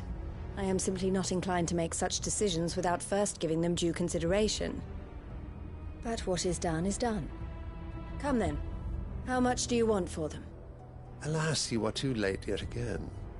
We rarely take on such unconventional merchandise without a purchaser in mind. The bearers belong to him. now. Who is your buyer? A trader from across the water. A most demanding fellow, if it's any consolation. He insisted the bearers be fed, dressed, even given their own bunks for the voyage over. That's what you get when you deal with continental types. I wouldn't know. Oh yes, the culture on the continent is quite different to ours. They pay good money for bearers not fit for the knacker's yard, and treat them like kings. But as long as they pay... That does sound unusual. No matter then. If they've already left our shores, there's little that can be done. Allow me to withdraw my interest. And with it, my interest in joining your organization. My associates will be sorry to hear that.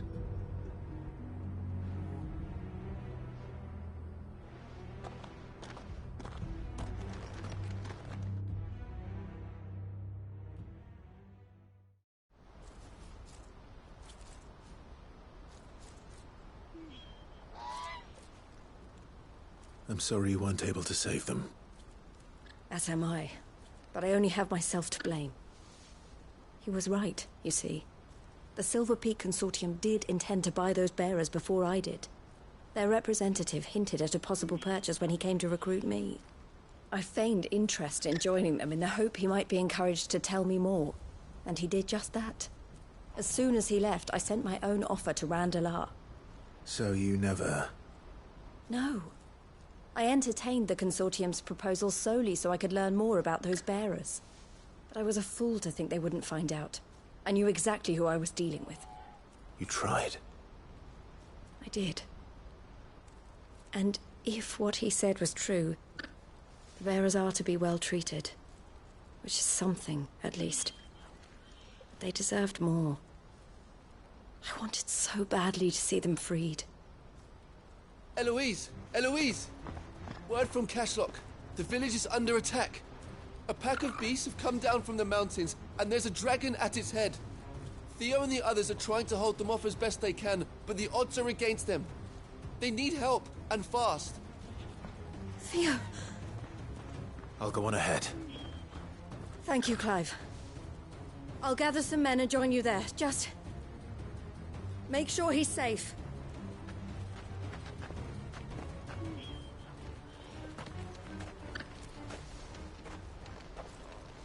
Hold on, Theo.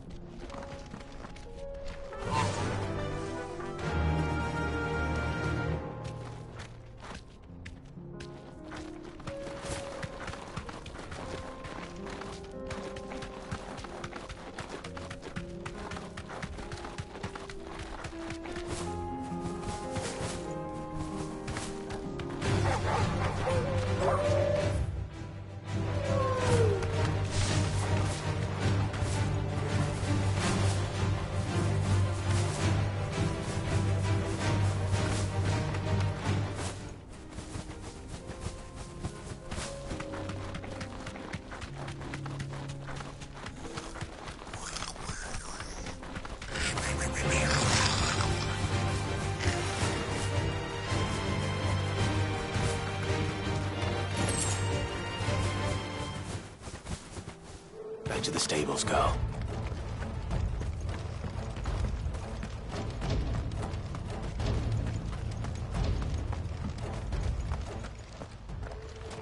Where's Theodore?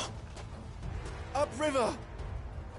He led the dragon that way to keep it from the village, but the whole area's flooded with ether. We just have to pray he makes it out in one piece. I can do better than that. Torgal, with me. Ambrosia won't help me here.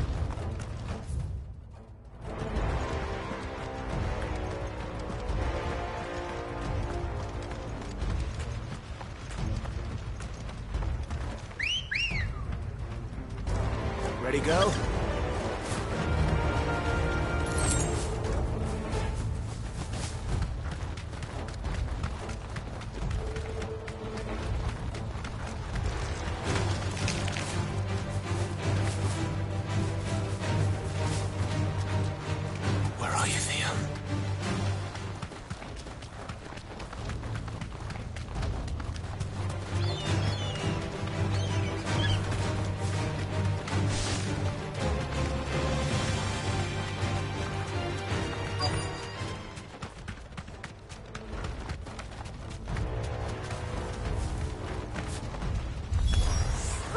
it.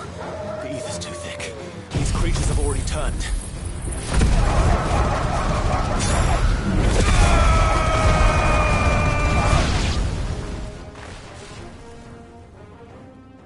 I can't waste any more time. I need to find Theodore before that dragon does.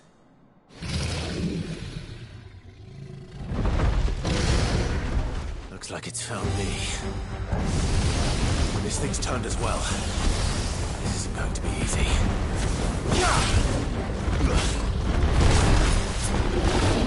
Too slow.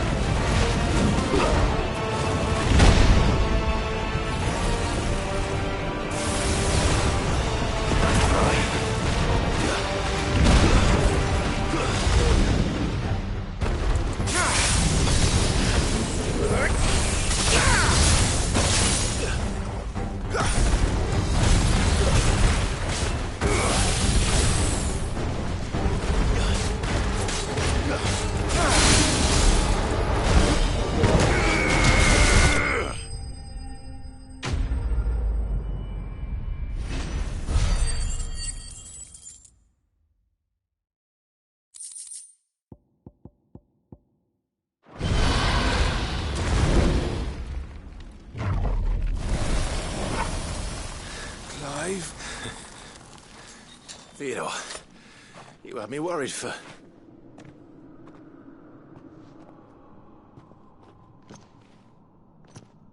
We have to get you out of here.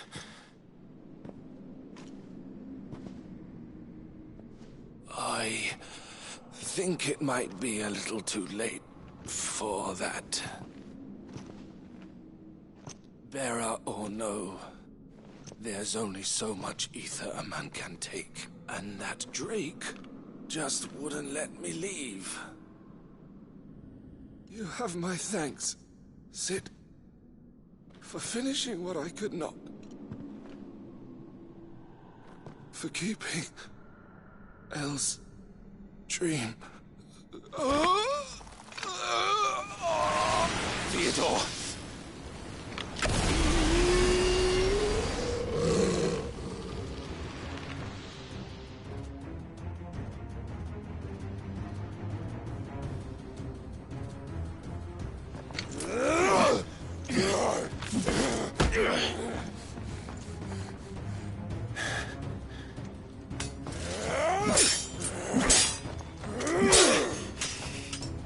Don't make me do this. Stop it!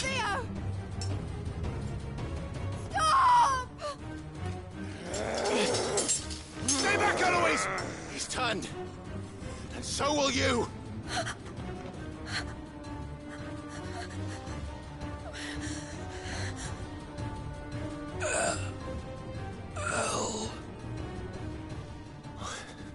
Theodore.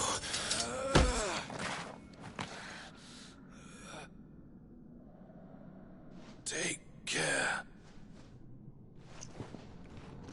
of my sister. Theodore. Wait. Goodbye, El.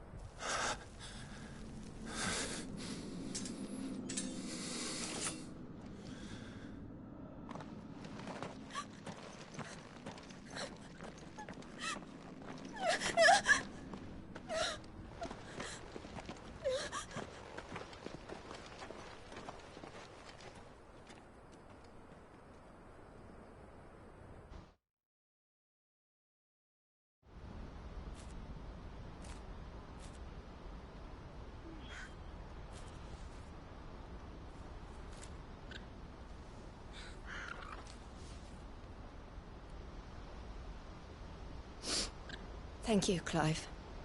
I think I'll be all right now. That was true bravery he showed. Leading the dragon away from the village like that. His first instinct was always to protect people. To put others' well-being before his own. And now he's gone. Because I sent him to that place. Against his will. It wasn't against his will. He was ready to do whatever it took to show you he could stand on his own. So that you would finally be free to live your own life. To live my own life? He never could come to terms with the choice I made. What exactly happened? You once told me Theo was the first bearer you ever helped.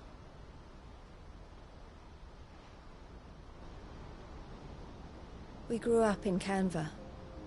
We were born to one of the great trading houses. And I was chosen to inherit the family business. I had my father's head for figures, you see.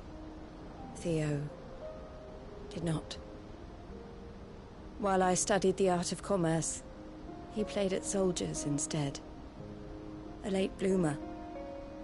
In more ways than one. For unlike most bearers, it wasn't until his 15th summer that his powers awakened. My parents tried to drive him out of the house and into the care of the constables. But before they could, I took him into mine. Theo told me something else. He clearly admired your devotion to the cause of freeing others like him from slavery. But he said you deserved a better life than this. He wanted to free you from what he called your bonds, just as you freed him from his. I would be lying if I said I had not wondered from time to time how much easier my life might have been if I had allowed Theo to be taken and devoted myself to the family business instead.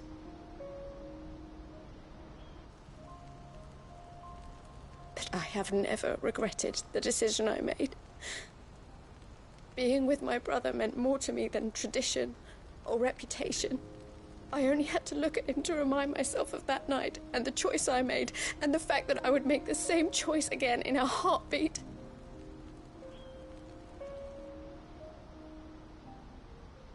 He was never a burden. How could he even think that? If anything, I was the one who weighed him down. You weren't, Eloise. He said it himself, that he had always been grateful to you for saving him, and that he wanted to repay you by letting you live the life you were denied. Neither you nor Theo weighed each other down. You loved one another. You did whatever was necessary to continue living your lives together, and you always would have. You're right. All I ever wanted, all I ever did, it was so we could be together. Oh, Theo, why did you have to...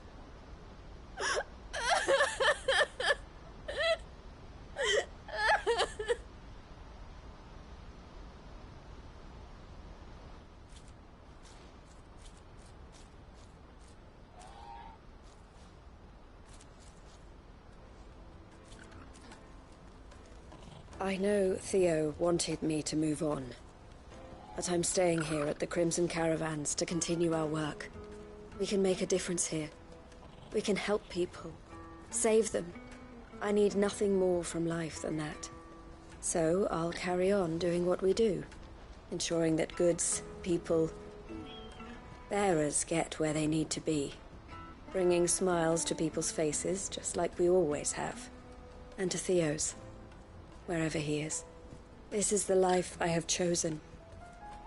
The life I will always choose. I've made a choice of my own. To continue helping you however I can. Whenever you need it. Thank you, Clive. Let's go on together then. For Theodore.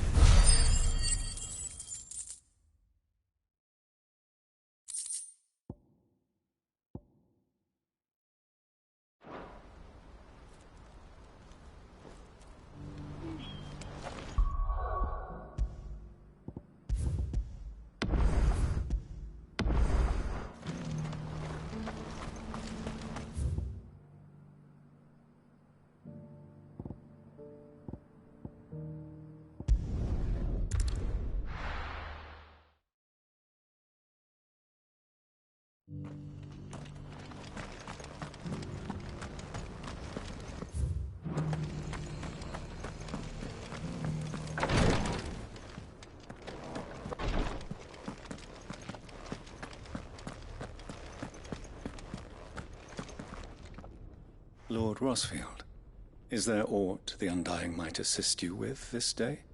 Perhaps. My brother said that your order was helping him with his quest to uncover Ultima's origins. Have you learned anything of note since last we spoke? Little and less, I regret to report. I see. Be assured, however, that we will not rest until the truth is known. Even now, our archaeologians scour ruins in every corner of the realm for traces of Ultima's touch. Fallen ruins, I take it. Dating back as far as Phoenix Gate. Indeed. Ultima's thralls are oft sighted among the remnants of the fallen civilization, as if protecting the secrets concealed within. Secrets we'd see unearthed. Should our methods be of interest, my lord, mayhap it would please you to observe some of our number at work. Would that be possible? Of course. A survey is being conducted not far from here. Perchance you are familiar with Kretov, a small hamlet built around a fallen airship. I was due to visit my colleagues there to collect their preliminary findings, but if you would consent to do so in my stead, I'm sure that they would be honored to relate any discoveries they have made to you directly. All right. I'll go and meet with them. They will be most gratified, I am sure. Might I suggest you take the road through Titan's Wake? It will lead you straight to the village after but a short walk. Thank you. I will. I wish you a safe journey, my lord. May the Firebird's flames burn ever in your heart.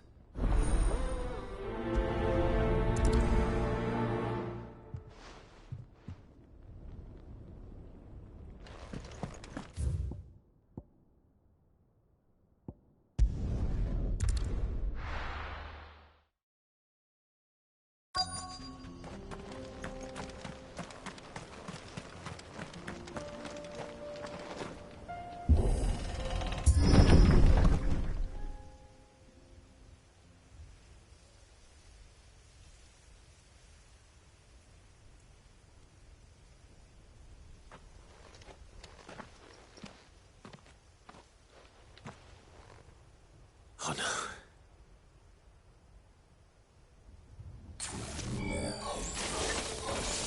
You'll pay for this.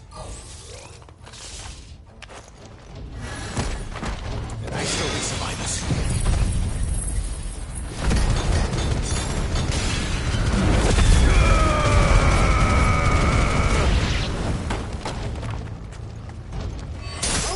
Farewell.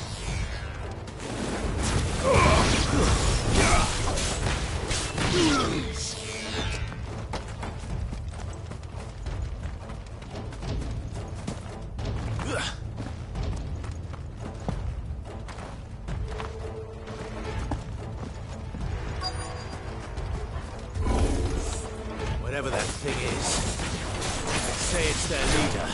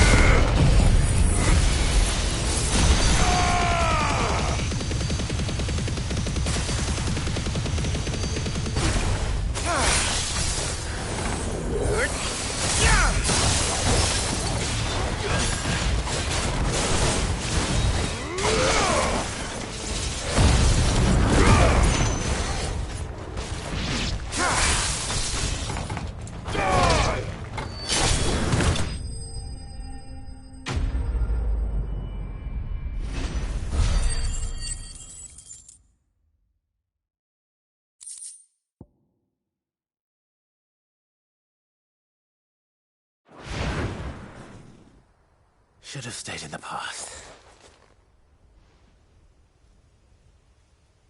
These must be Cyril's colleagues. You have our thanks, stranger. Who are you? Ah, forgive me, my lord.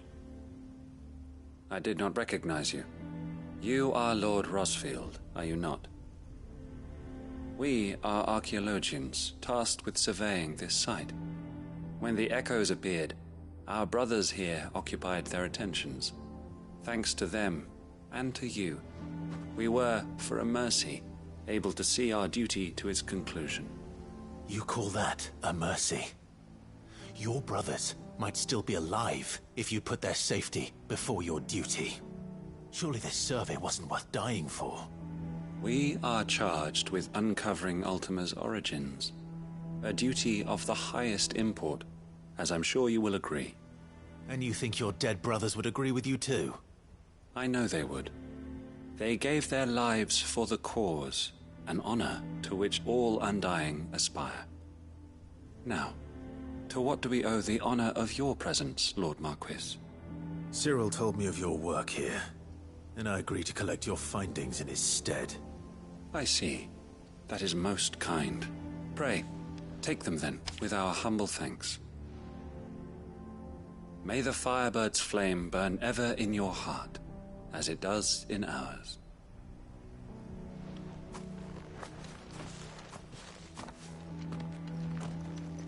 It's one thing to lay down your life for another, but for a survey...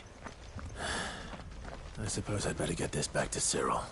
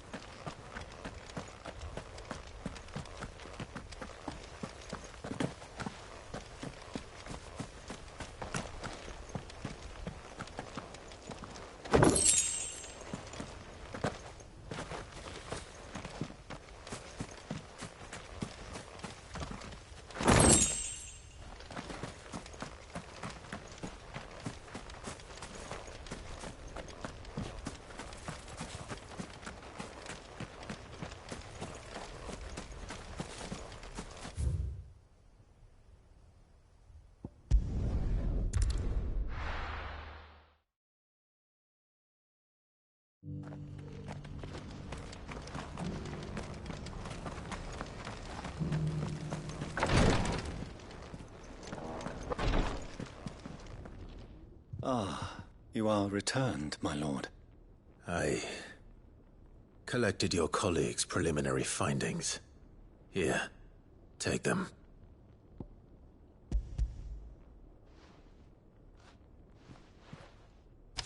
My thanks. I shall study them, and inform you forthwith if I discover aught that might aid you in your fight against Ultima.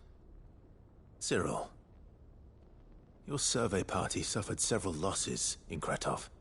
Losses which could have been avoided, had the others not chosen to complete their work, instead of saving their friends. Were these your orders? No. This was their choice. Every Undying devotes his life to the service of the Phoenix. It is our sole duty, and should we die in discharging it, so be it. Even when death is avoidable. My lord, I fear that this is not a point over which it would be fruitful to argue. The Undying have served the Phoenix for countless generations, and your opinion of our methods, however earnest, is not like to change them. We live to serve the Phoenix. Our very order exists for that purpose, and that purpose alone. Cyril, I know that you and your brethren answer only to Joshua, but allow me to offer you a word of advice.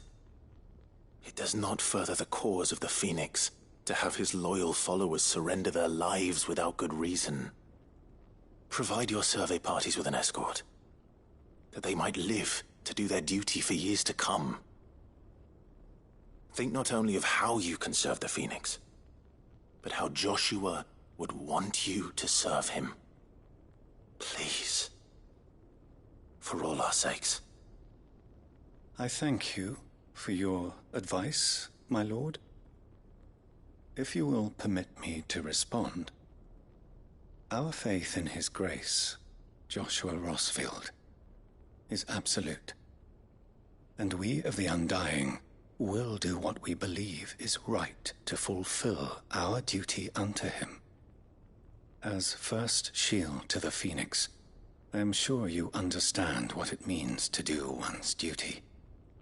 I do. Then we are of the same mind. And it is my hope that we may continue to do our duty together.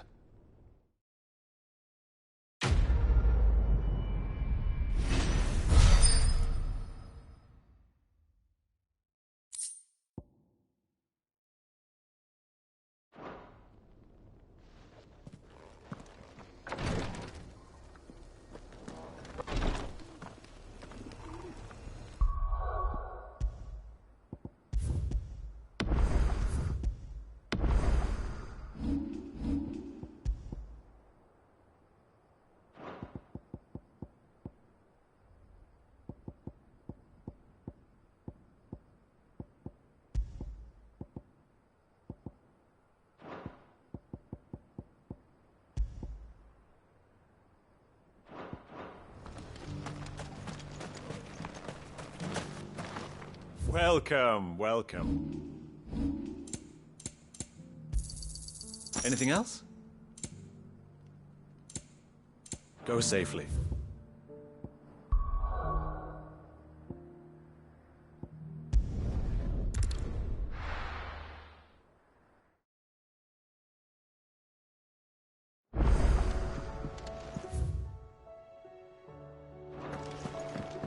Come back.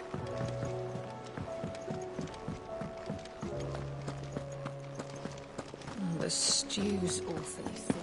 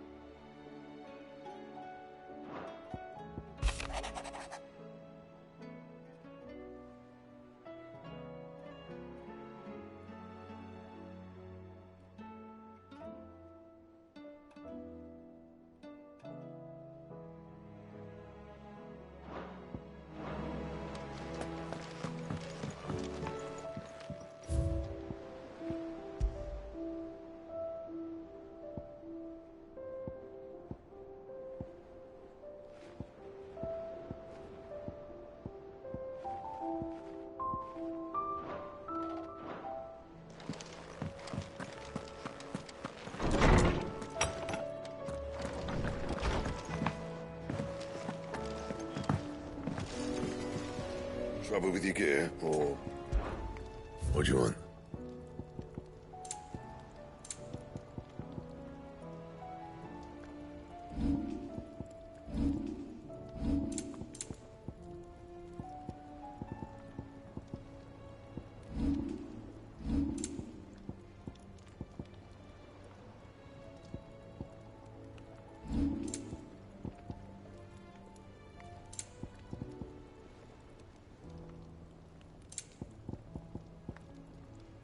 Anything else?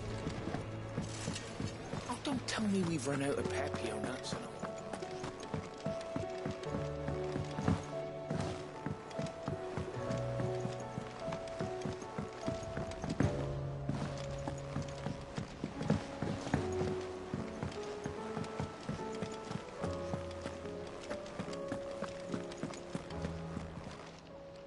How may I help you today, Clive? You earned this.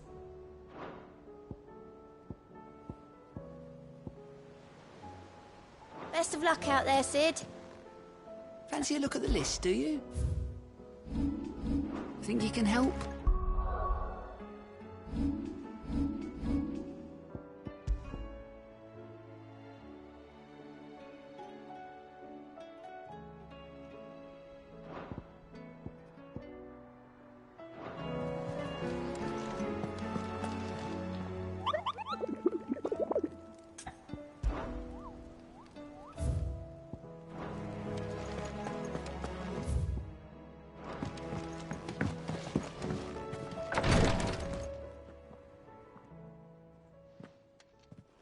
How are you feeling, Joshua?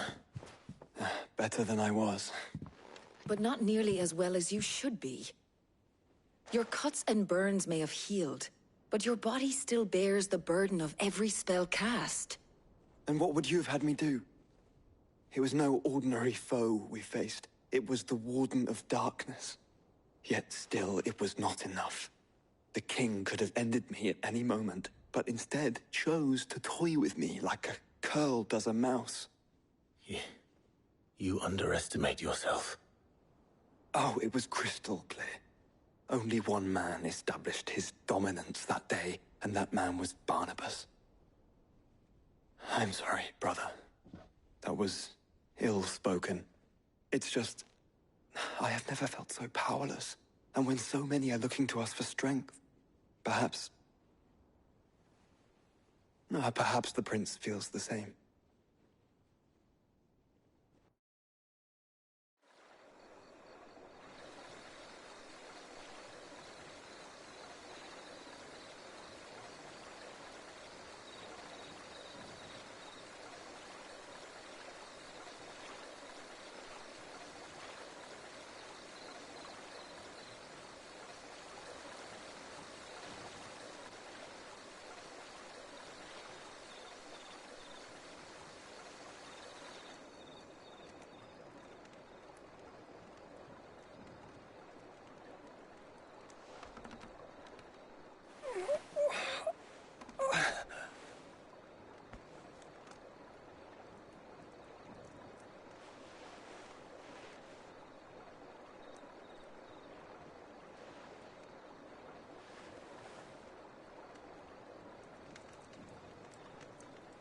What is this place?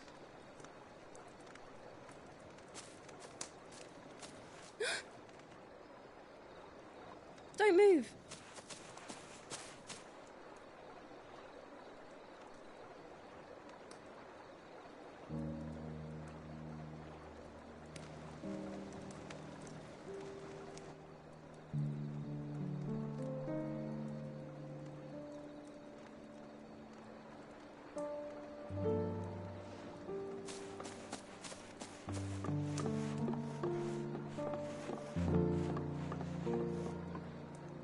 Here, it's fresh from the well.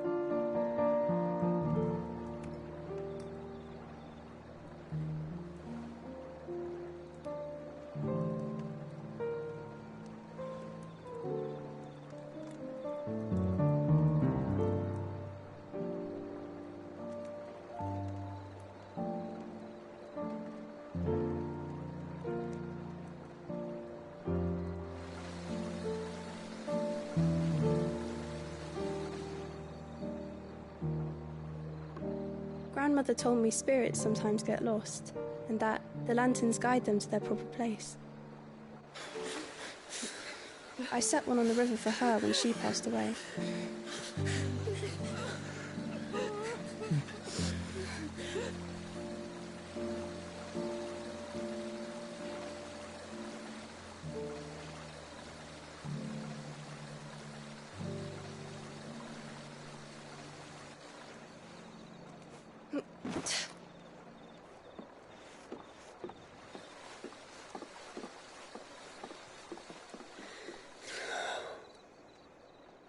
The fiend works from the shadows.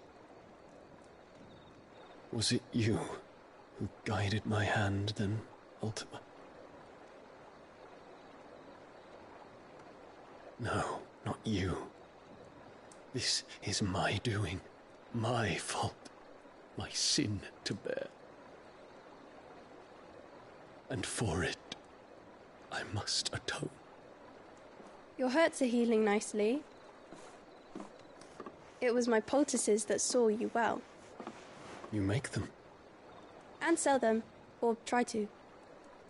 Earns me enough for bread, most days. Forgive me. I have nothing to... I know, but I couldn't just leave you lying there.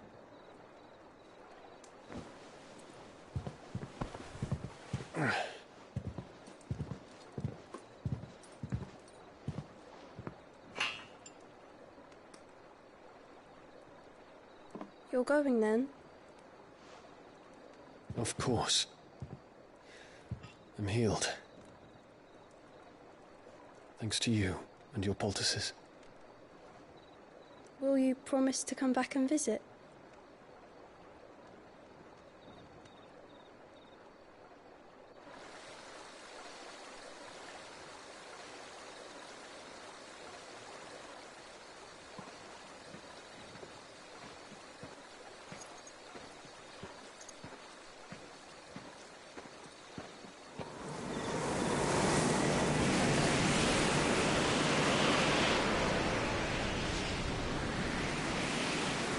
Well, Phoenix, it would seem that I owe you my wings.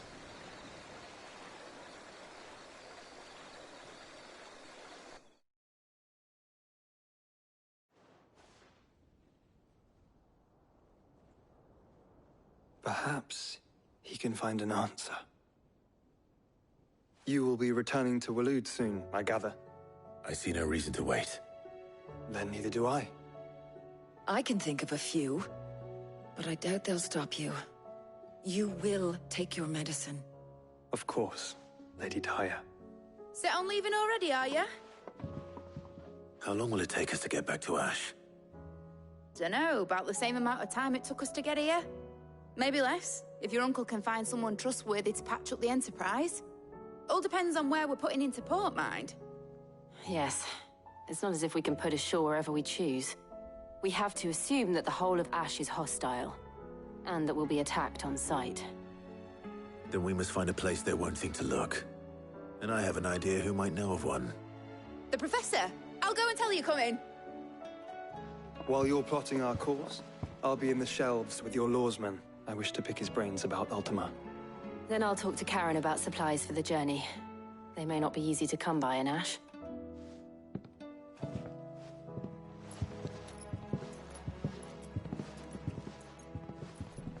Your brother's body won't take much more of this recklessness. You know that, don't you? I do.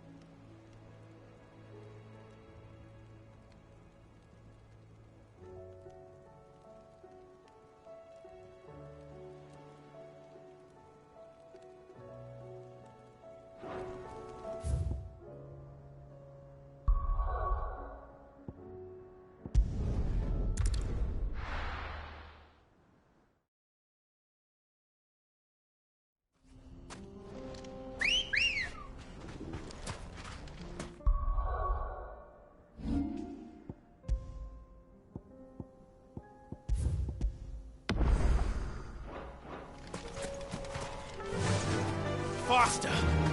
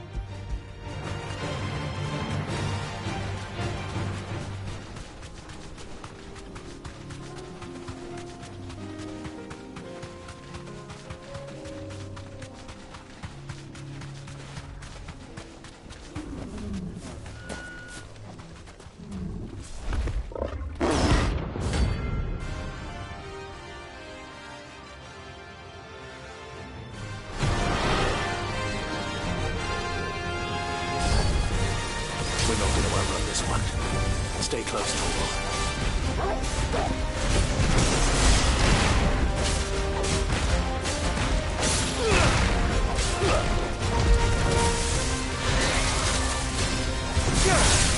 Nice try.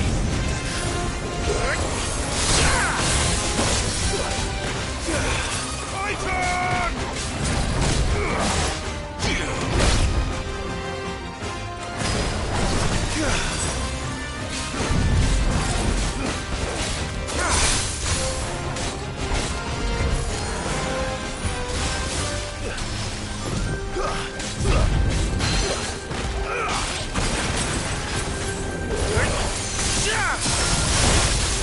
Well done, Tom.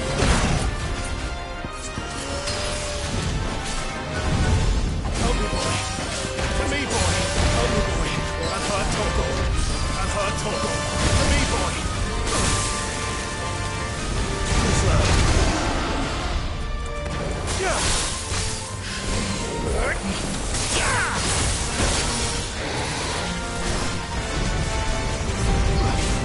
I've heard Torgal.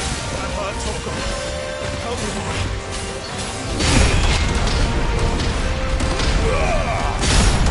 I've heard Torgal. I've heard Torgal.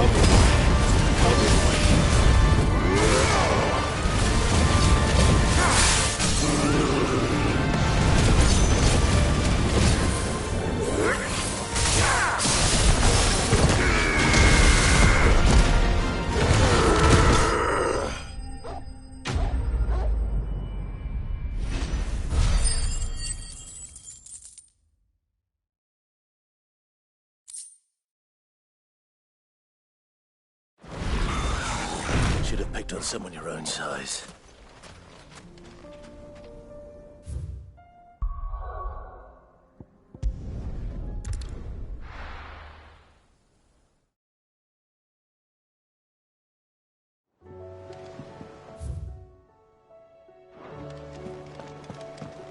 Come back.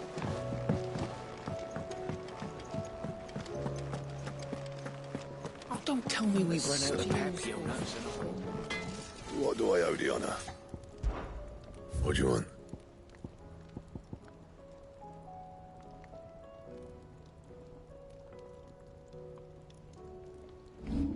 That it?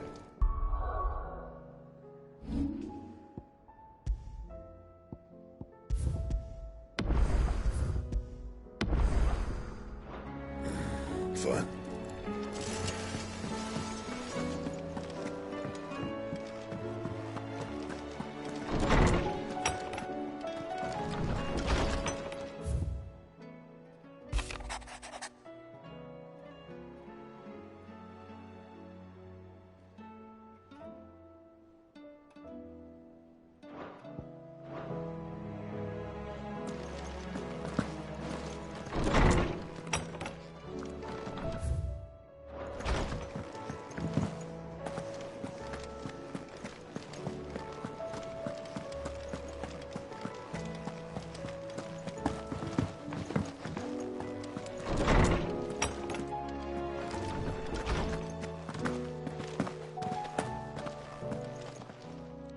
I was wondering when next you'd visit.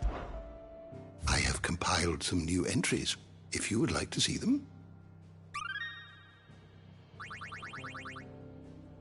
What subject shall we consider today?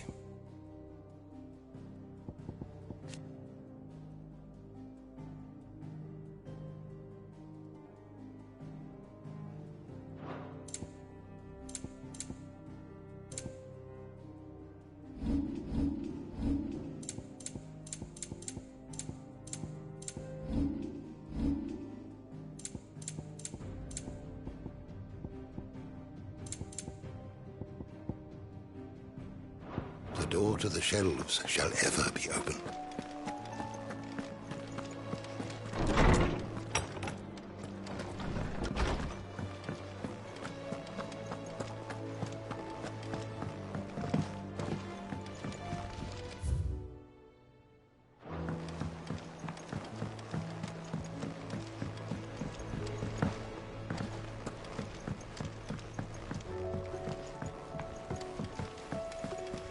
I still say it were a compliment.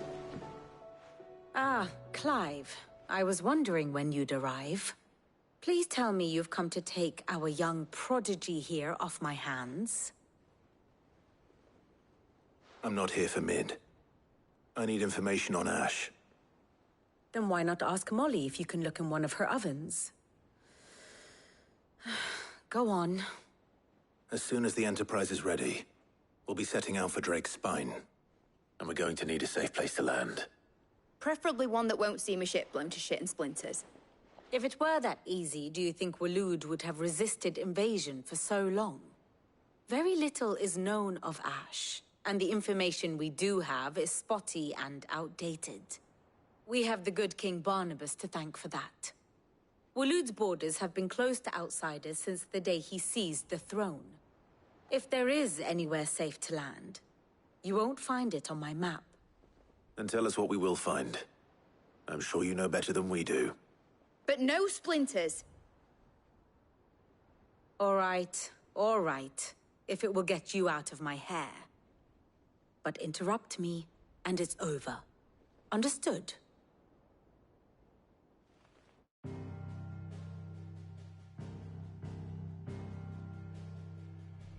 Barnabas Tham, the one they call the Last King. Understand him, and you will understand the kingdom of Waloed. Barnabas was only a boy when he arrived from beyond the southern seas, and barely a man before he united the ragged tribes of Ash.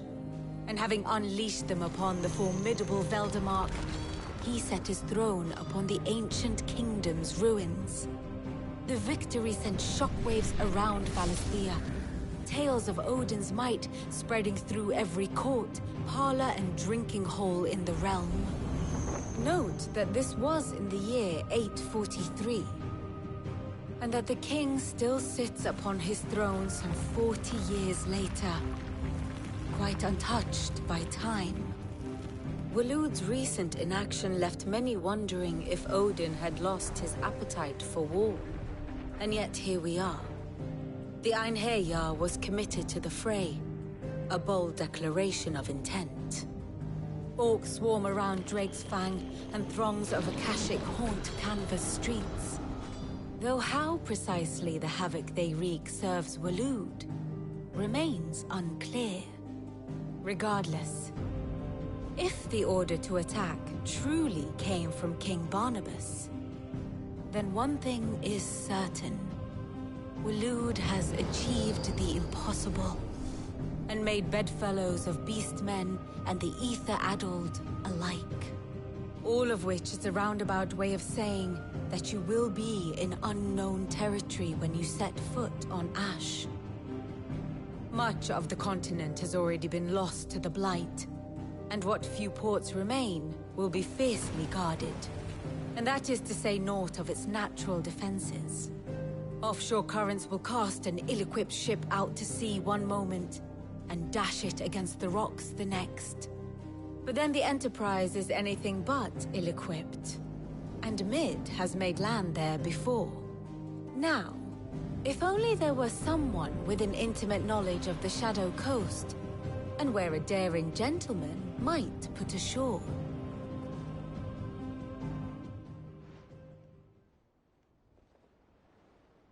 You see, Clive, you had the answer all along.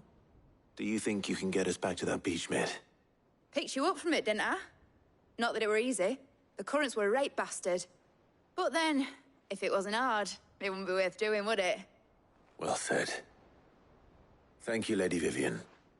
If a few morsels of common knowledge and a sprinkling of tavern talk are worthy of your thanks, I wonder what genuine intelligence might earn me. Probably more visits. Mid, I need everyone in the ale hall now. I'll fetch Joshua from the shelves. Aye, aye, Captain.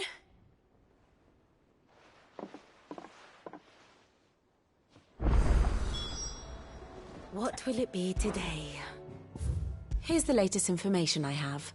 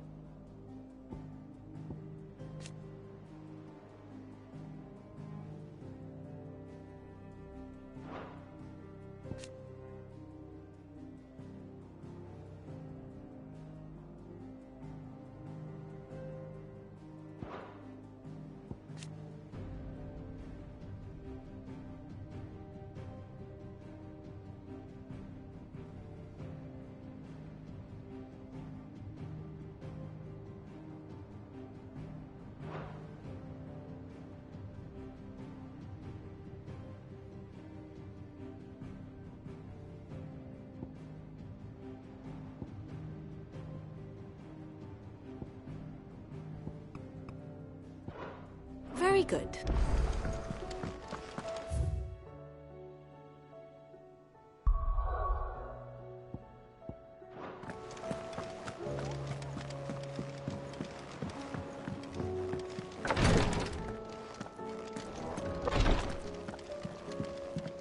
Please, Your Grace, stay strong.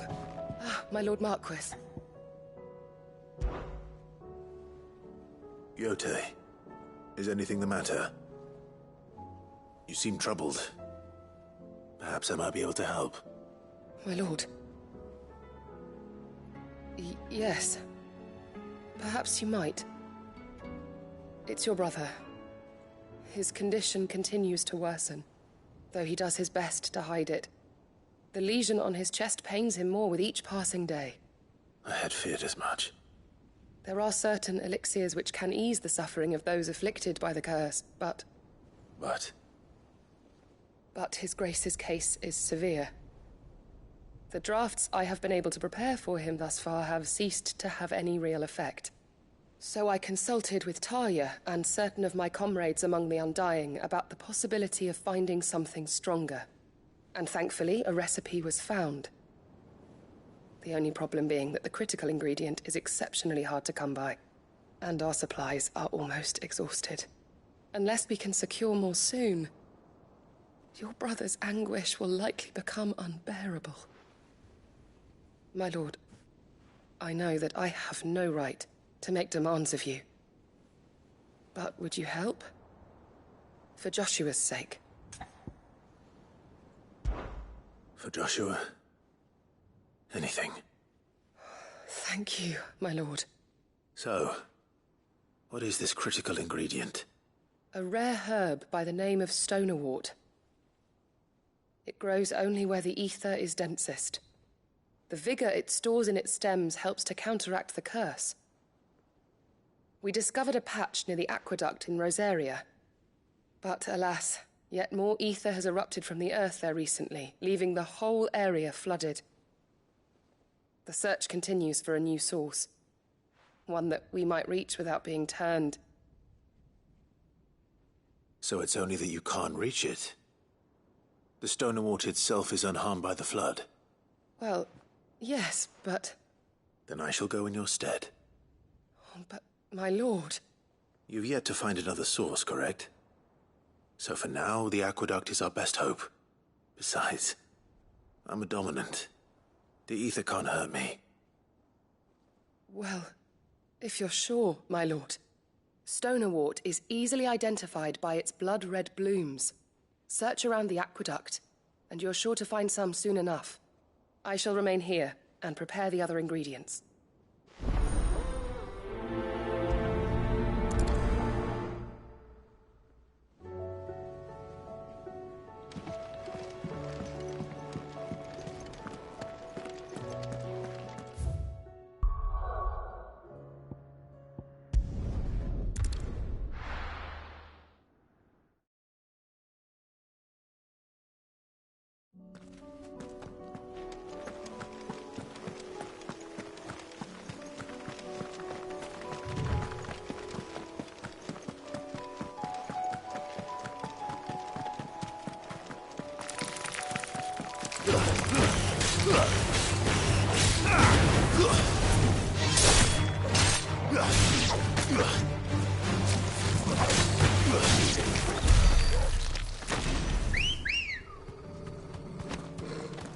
Come on.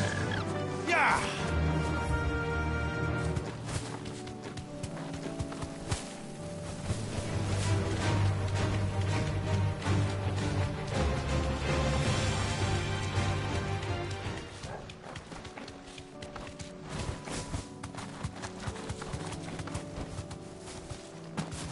Here's the aqueduct.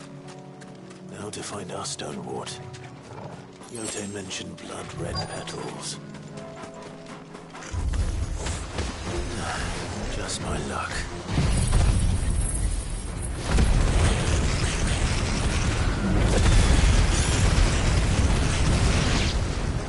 Well, won't be reaching anything till they're gone. There's only one thing for it.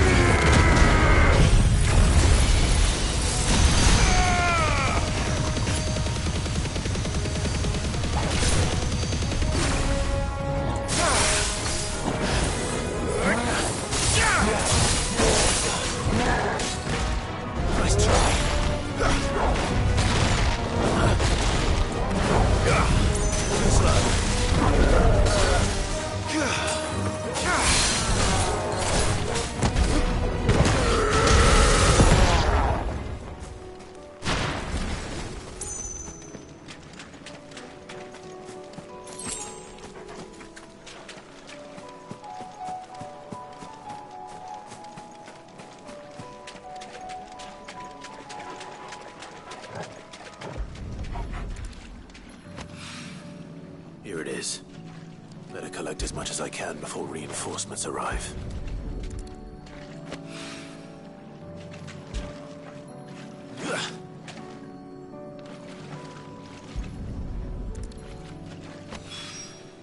Right. That should do it. Let's get these back to Yotei.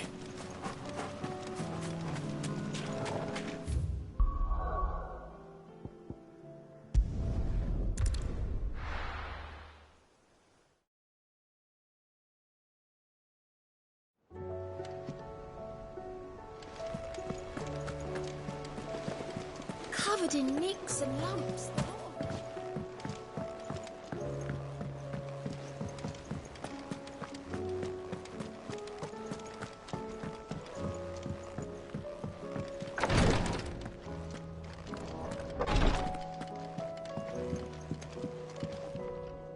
Yotei, I brought back all the stone and water I could find. Will this be enough?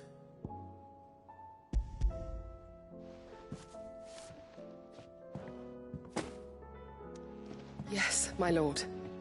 Thank you. I'm sure it will serve us until we can find another source. I'm very glad to hear it. You and His Grace are very much alike, you know. You think only of how you might help others, and never of the danger to yourselves. No more than you have minding my brother. You've risked a lot for him, and I thank you for it. I am honored that you should say so.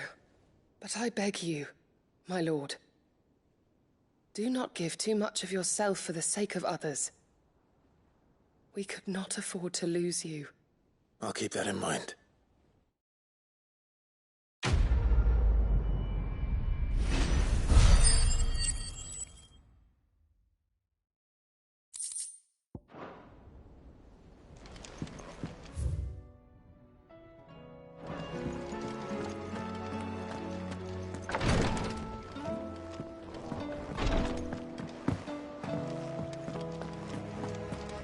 How do you split the sea?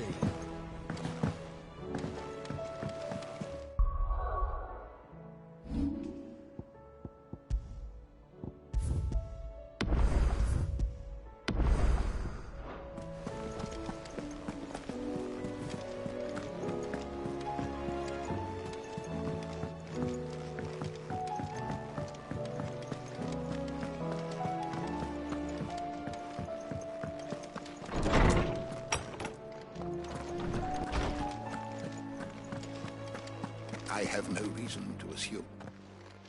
Clive, you must listen to this. Lawsman, tell him. Do you recall when we spoke before on the divinity of Ultima? Well, it inspired me to delve deeper into the subject. And what I discovered appears to agree with the findings of His Grace. You will recall that my quest to uncover Ultima's origins began with the mural at Phoenix Gate. But while I've always known it to be important, its secrets have heretofore eluded me. Now, however, I believe I know where to find the more complete example, one that will reveal all we seek. Master Clive, have you ever in your travels chanced to hear of the Circle of Malleus? I would think not, few have. But there was once a time when the faith flourished, the oldest known religion in the Twins, and though its popularity eventually waned on Storm, hints of its dogma remain embedded in more modern faiths such as the Crystalline Orthodox. Wait, you said it waned on Storm. What of Ash? Religious monuments are often torn down or repurposed when new faiths rise to prominence. But if no new faith arose, then perhaps the ancient temples might still stand. And so, you see now why I must accompany you to Waloed. It would appear the past still has much to teach us, though in this case, it would not have been possible without the musings of Moss. To think that you carried a copy of my old mentor's chronicles all along. I am relieved to discover it in good hands. I shall guard it with my life. Joshua, if you're finished here, join me in the ale hall. I need to speak to everyone before we leave. Right away.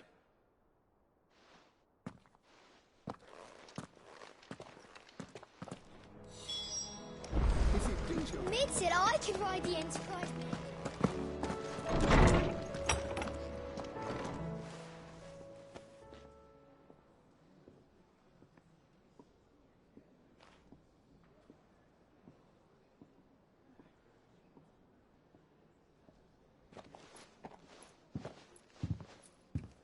My apologies. By now you've all heard where we're going and why. So I won't bother you with the boring details, only the important ones. If we attempt to approach Stone here by sea, there's a good chance we'll be sighted and fall prey to the capital's artillery. So instead, we'll disembark on the southwest coast and make for Drake's Spine on foot. I say we, but it's highly likely the entirety of Ash is under the rule of Ultima.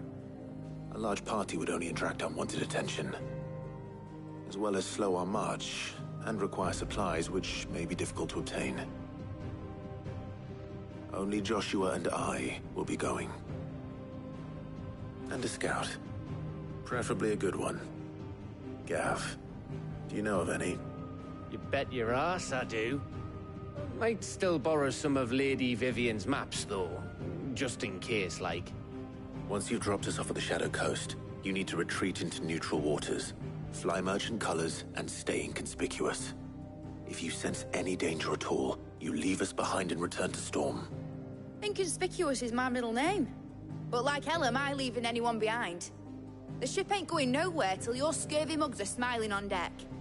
Jill, the Enterprise will appear a tempting target for royalists and pirates alike. You're to stop anyone boarding. Don't worry. I'll keep the ship and her crew safe. You'll be needing passage home, after all. But...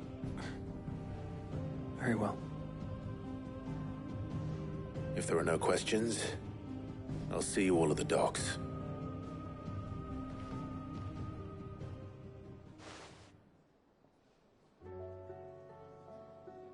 Let me know when you're leaving. I want a word before you go. Of course.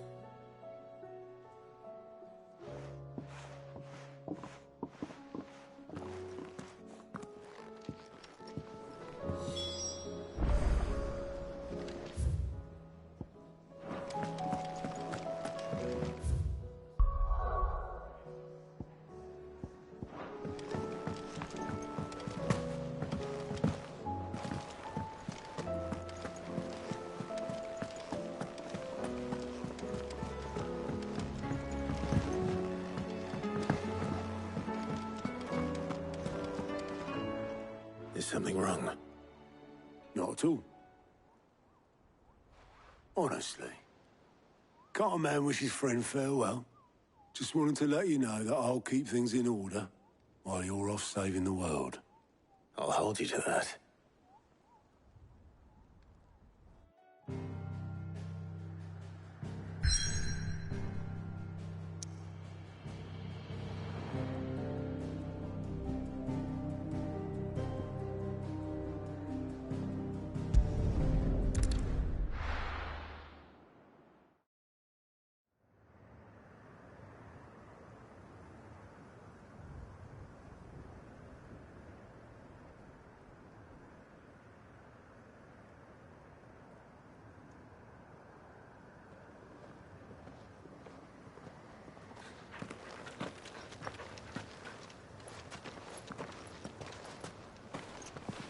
Reckon it'll be a long walk to the capital if we follow the cliffs.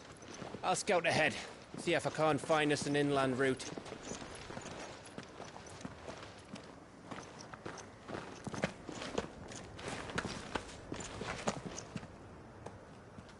Clive.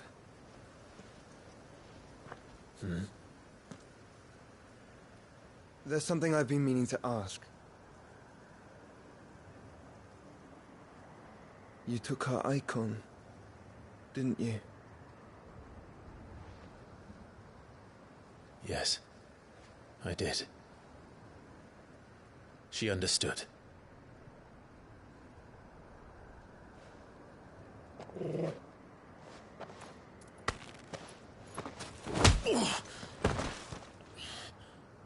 Oh, she understood. understood that you decided to save the world all on your own, and that you'd die without her power. How dare you make her choose? You knew damn well she'd never refuse you. But I will.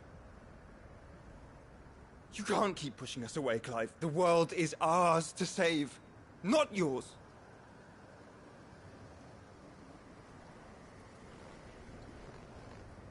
I used my gift because I thought it was the right thing to do.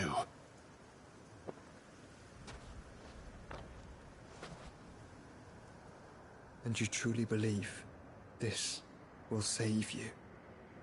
Will save us all? I do.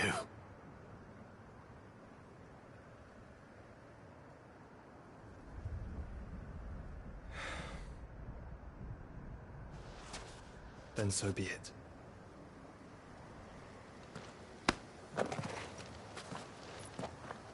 Just don't forget, you're not alone.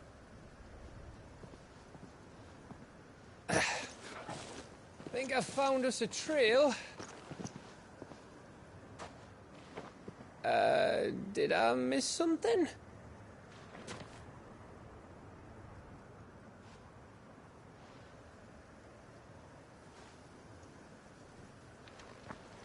Only that Joshua didn't. I don't get it.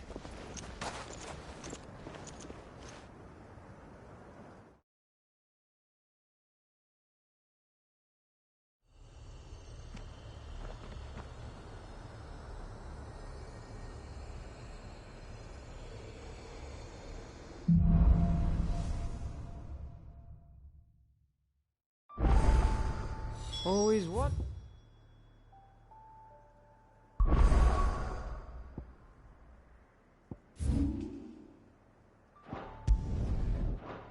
It to visit Ash? We're in Waluda territory now. Don't expect a warm welcome. Oh, I don't know, Clive. That castle over there looks inviting enough. Shall we sample its inhabitants' hospitality?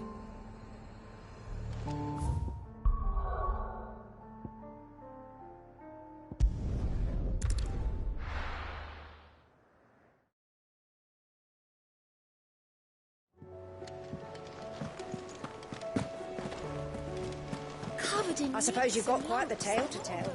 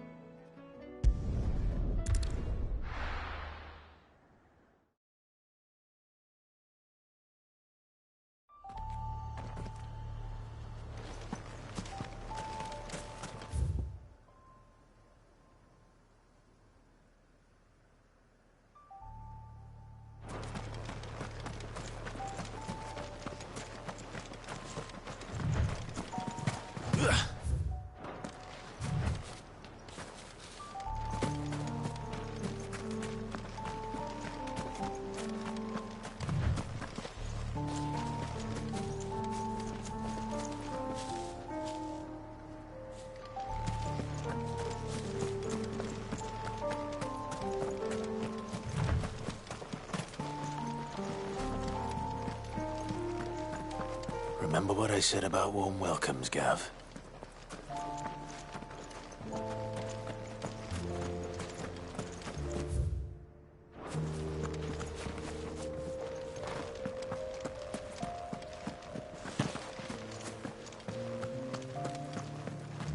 Oh, this place is as dead as Grieger's ghost.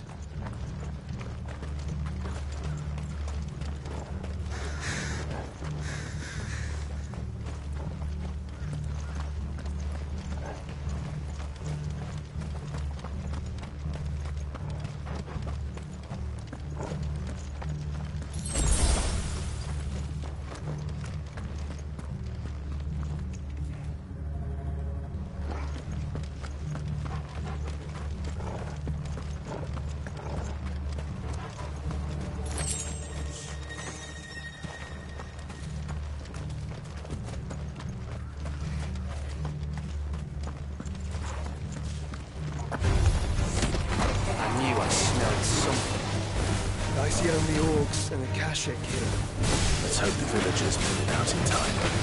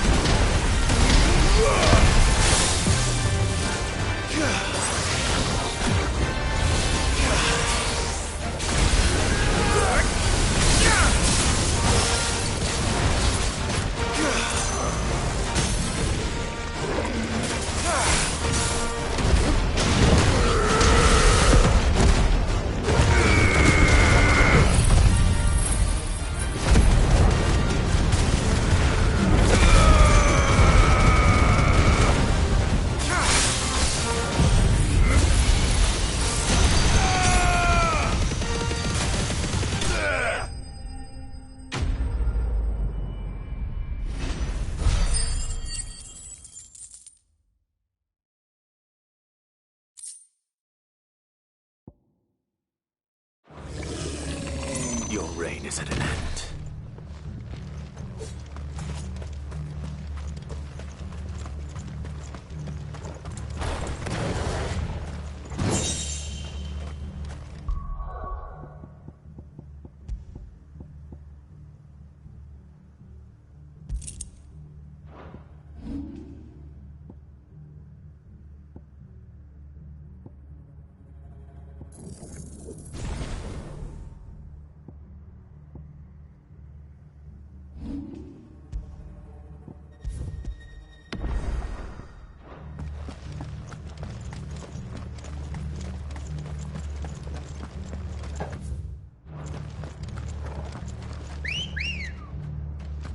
Ready, go?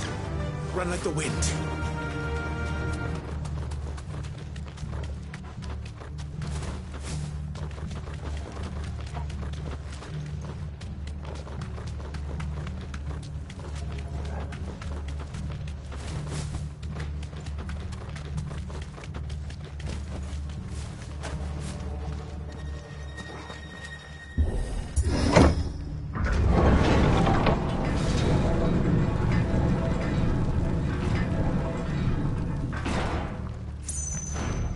All over again.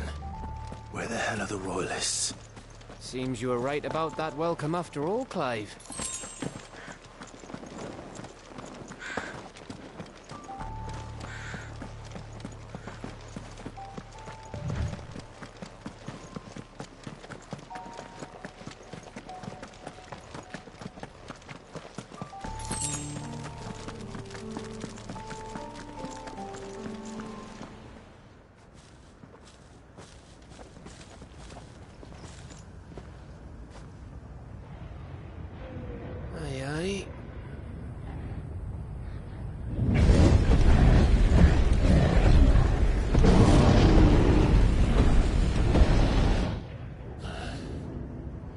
Is the whole of Ash fallen into Ultima's hands?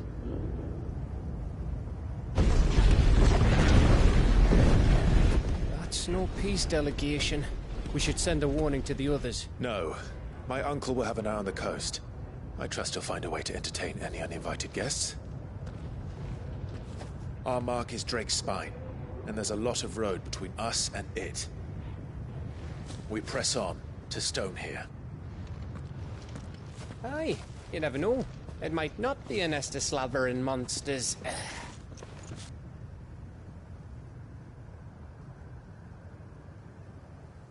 Clive, you must go on ahead without me. This stronghold is as old as Phoenix Gate, perhaps older. It may yet hide Ultima's remaining secrets, and if we are to best him, they must be unearthed. All right. Stay out of trouble. I always do. Mostly.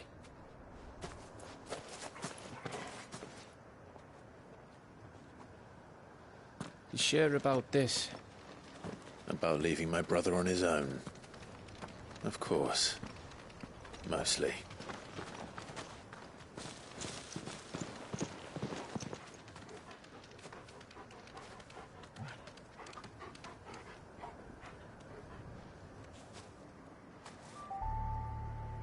Lady Vivian's map is so old it's hard to tell which way is up. But if I'm right, we're not far from a village called Aistla. Then we make our way there, resupply, and wait for Joshua.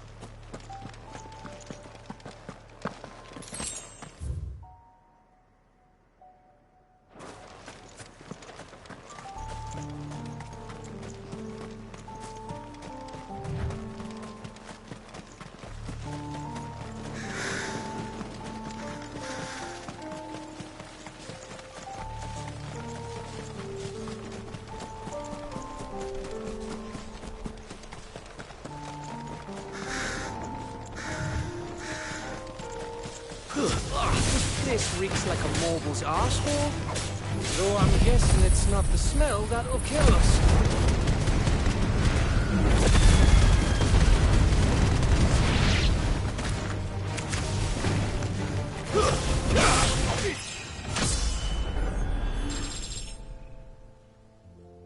It's over.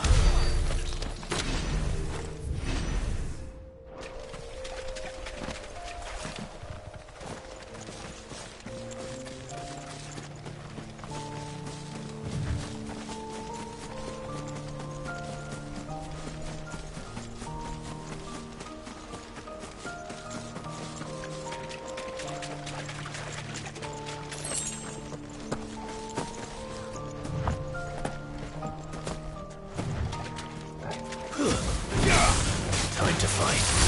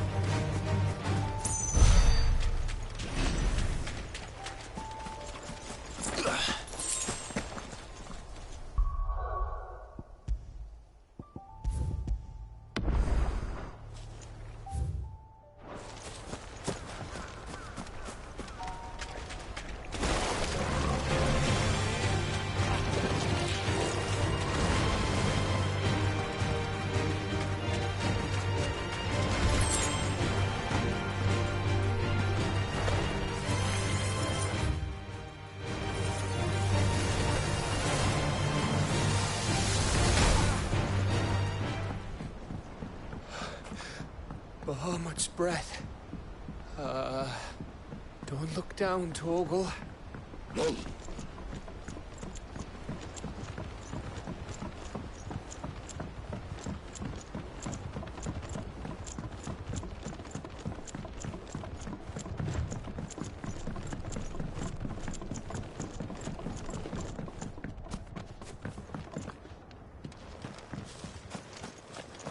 That must be Aistla.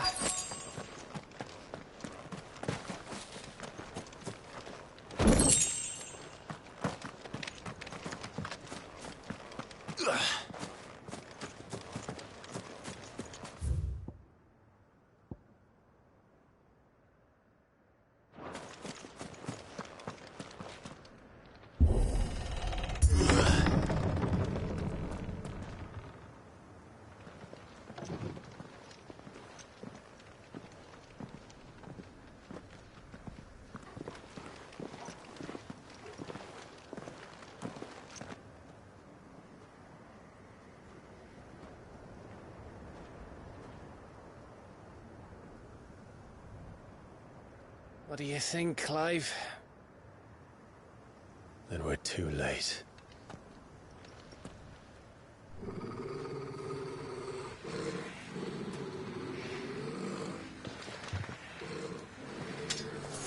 Damn it.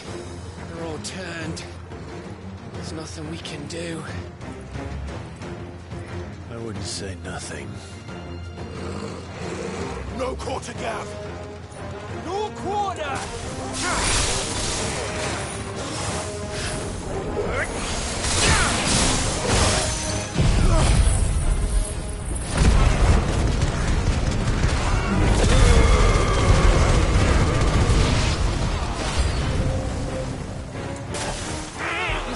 other villages in Asher like this? A question for later,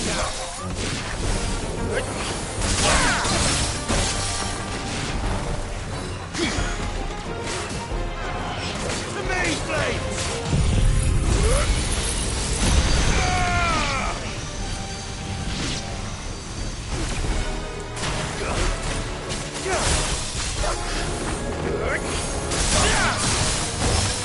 Farewell.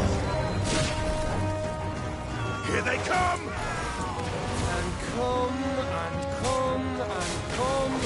All yours, Tormund.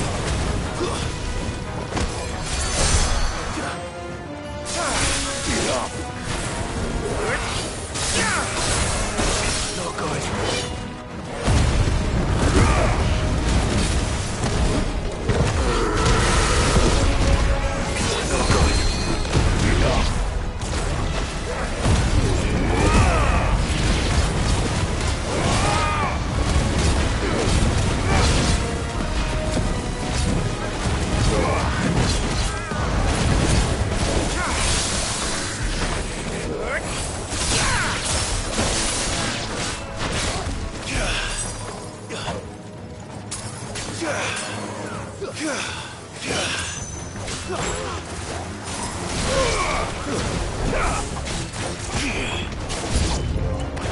I don't want to die here, Clive. Then don't.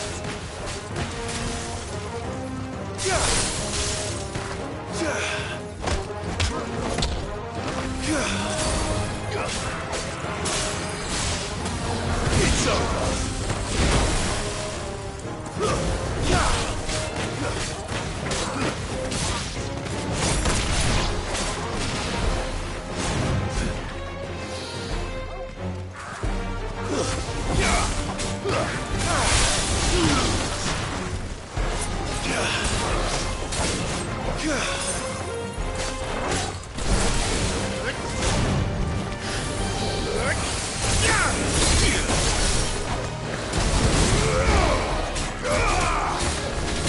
Nice try.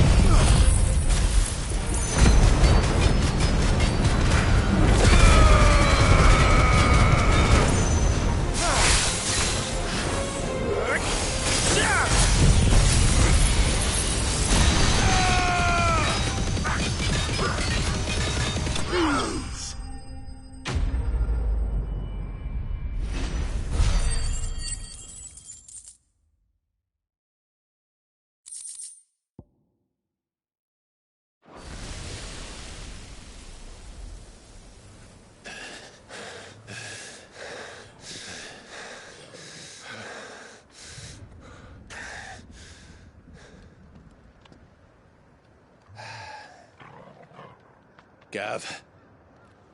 Gav! Don't tell me there's more of the bastards. Oh, fuck.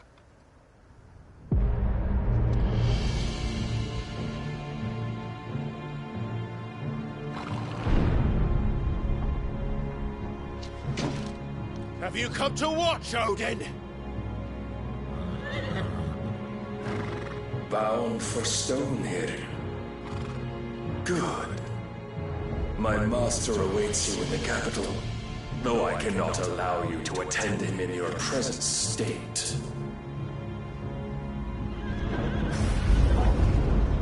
And how are you going to stop us? Why, with this!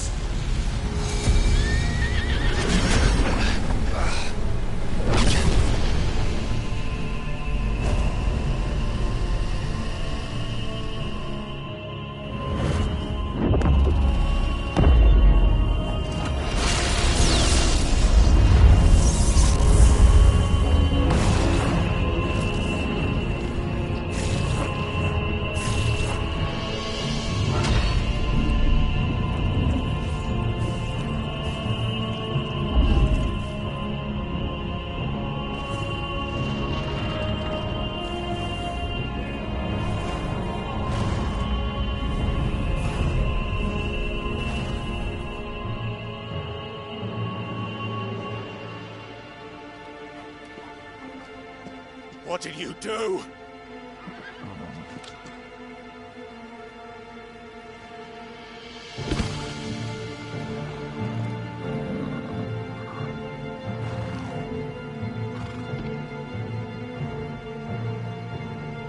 If the vessel would see the path opened, it has but to ask.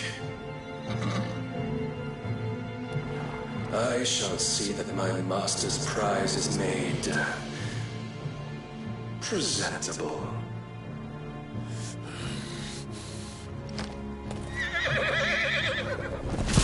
Shit! No!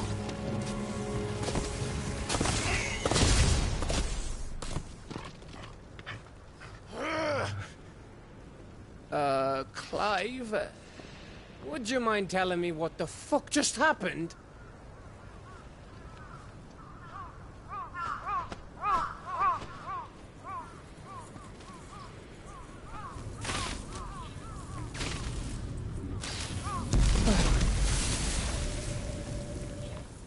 Oh, you've got to be. How are we supposed to get through that? We seek an audience with the king. If His Majesty wants me to come and ask him, then that is exactly what I'll do. Before you go practicing your petition, we don't even know where the fucker went.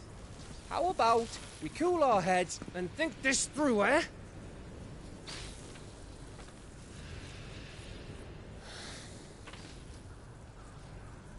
All right. Maybe there's something here we can use.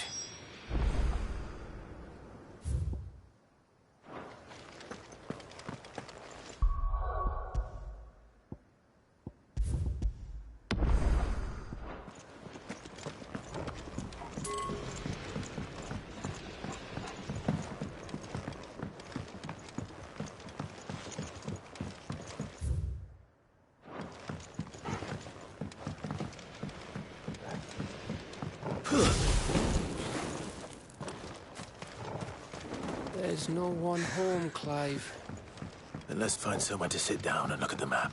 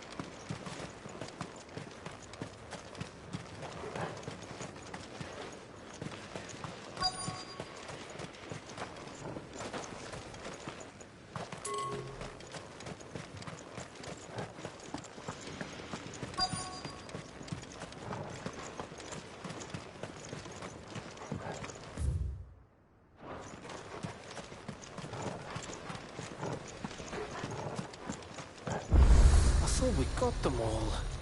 So did I.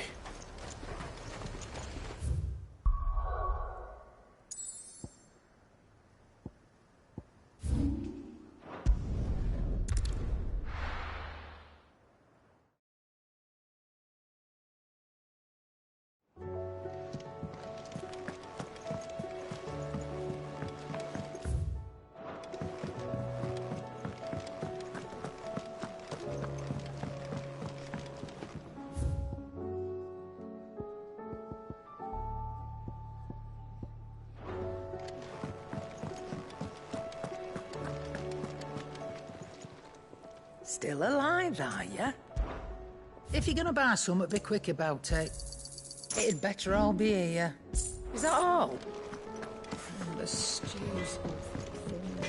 So what do I owe the honour? Not saying Thornian, do you?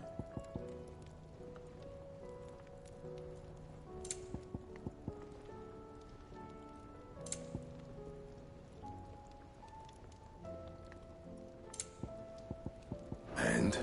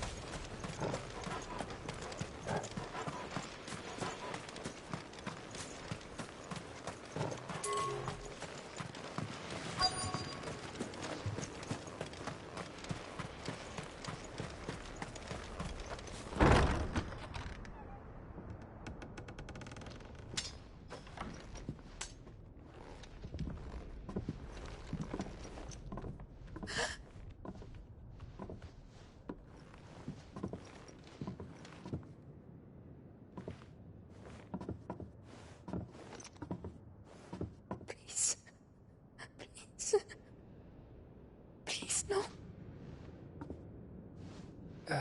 Miss. Whoa. Easy. Easy. We're not turned, all right?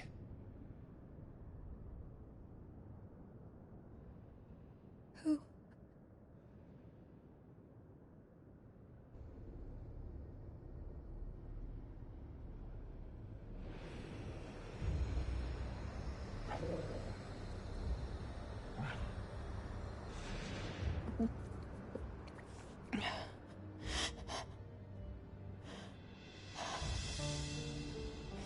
My thanks, kind travelers.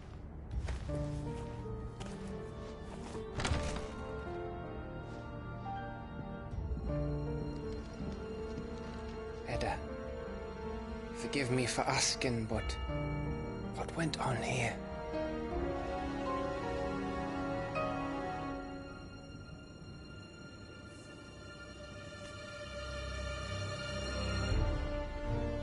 It all started when the skies changed. The elders said it was the Arcane. One by one, people went mad. Minds taken by the ether. Till only I remained. By then, I was too far along to run. And then the nights came. And I didn't know what to do.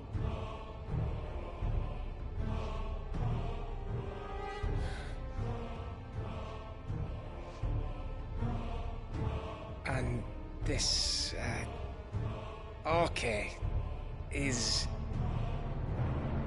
Just a story. Something our grandparents told us when we misbehaved.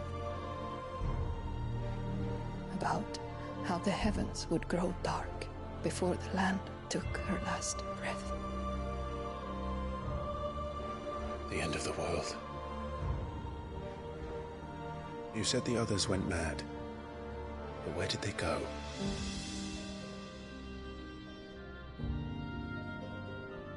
They all left.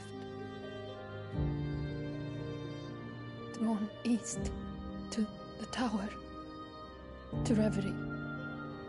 The elders, the healer, the blacksmith, my husband.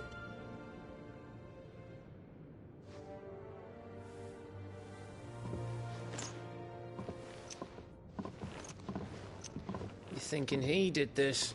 Of course. Who else could it be? You were in Canva. You saw what he did to the people. But then what about her? How come her nut hasn't cracked? The baby, perhaps? Could be protecting her from the ether. I can't think of any other explanation. You mean... it's a bearer? It won't matter what it is once Ultima's magic takes hold. Time's running out.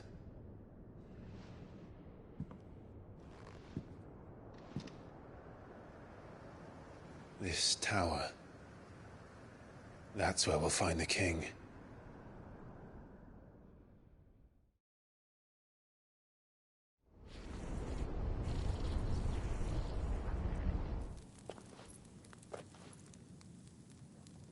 I knew it. It's the same as Phoenix Gate.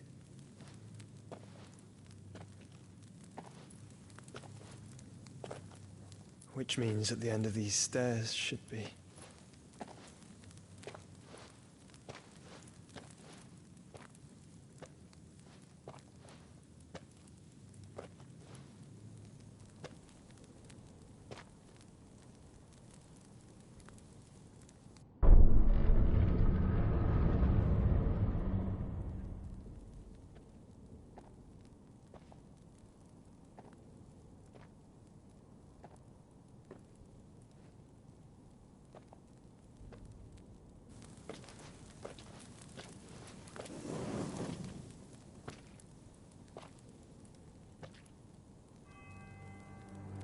The mural is complete.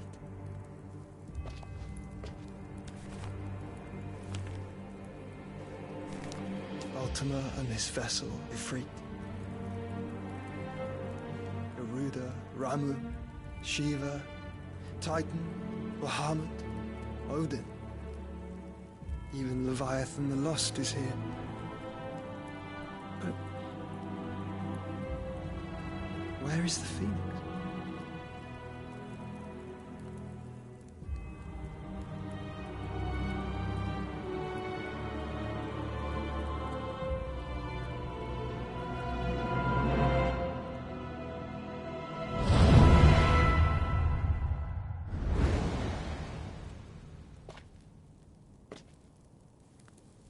By the Founder.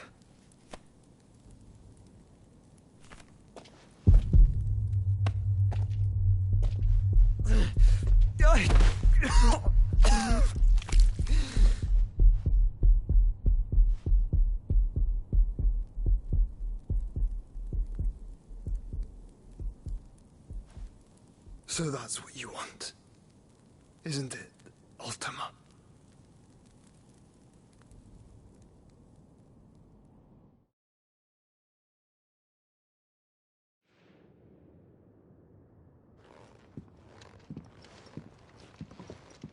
So that's how it's gonna be then? I'm not asking, Gav. I need you to stay with Edda. What? I must do this alone. If I don't return, you're to find Joshua and make for the Enterprise. Understood?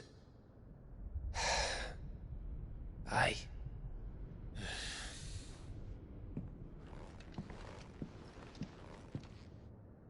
Just don't you go dying on me.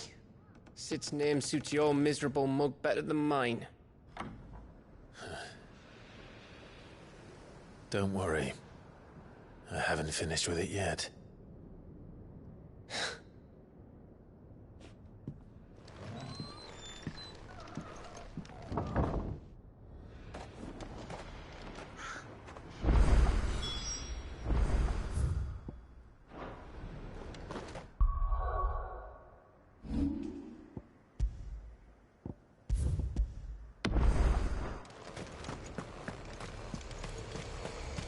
If Barnabas is controlling the Akashic, then wherever he goes, they'll follow. And so will I.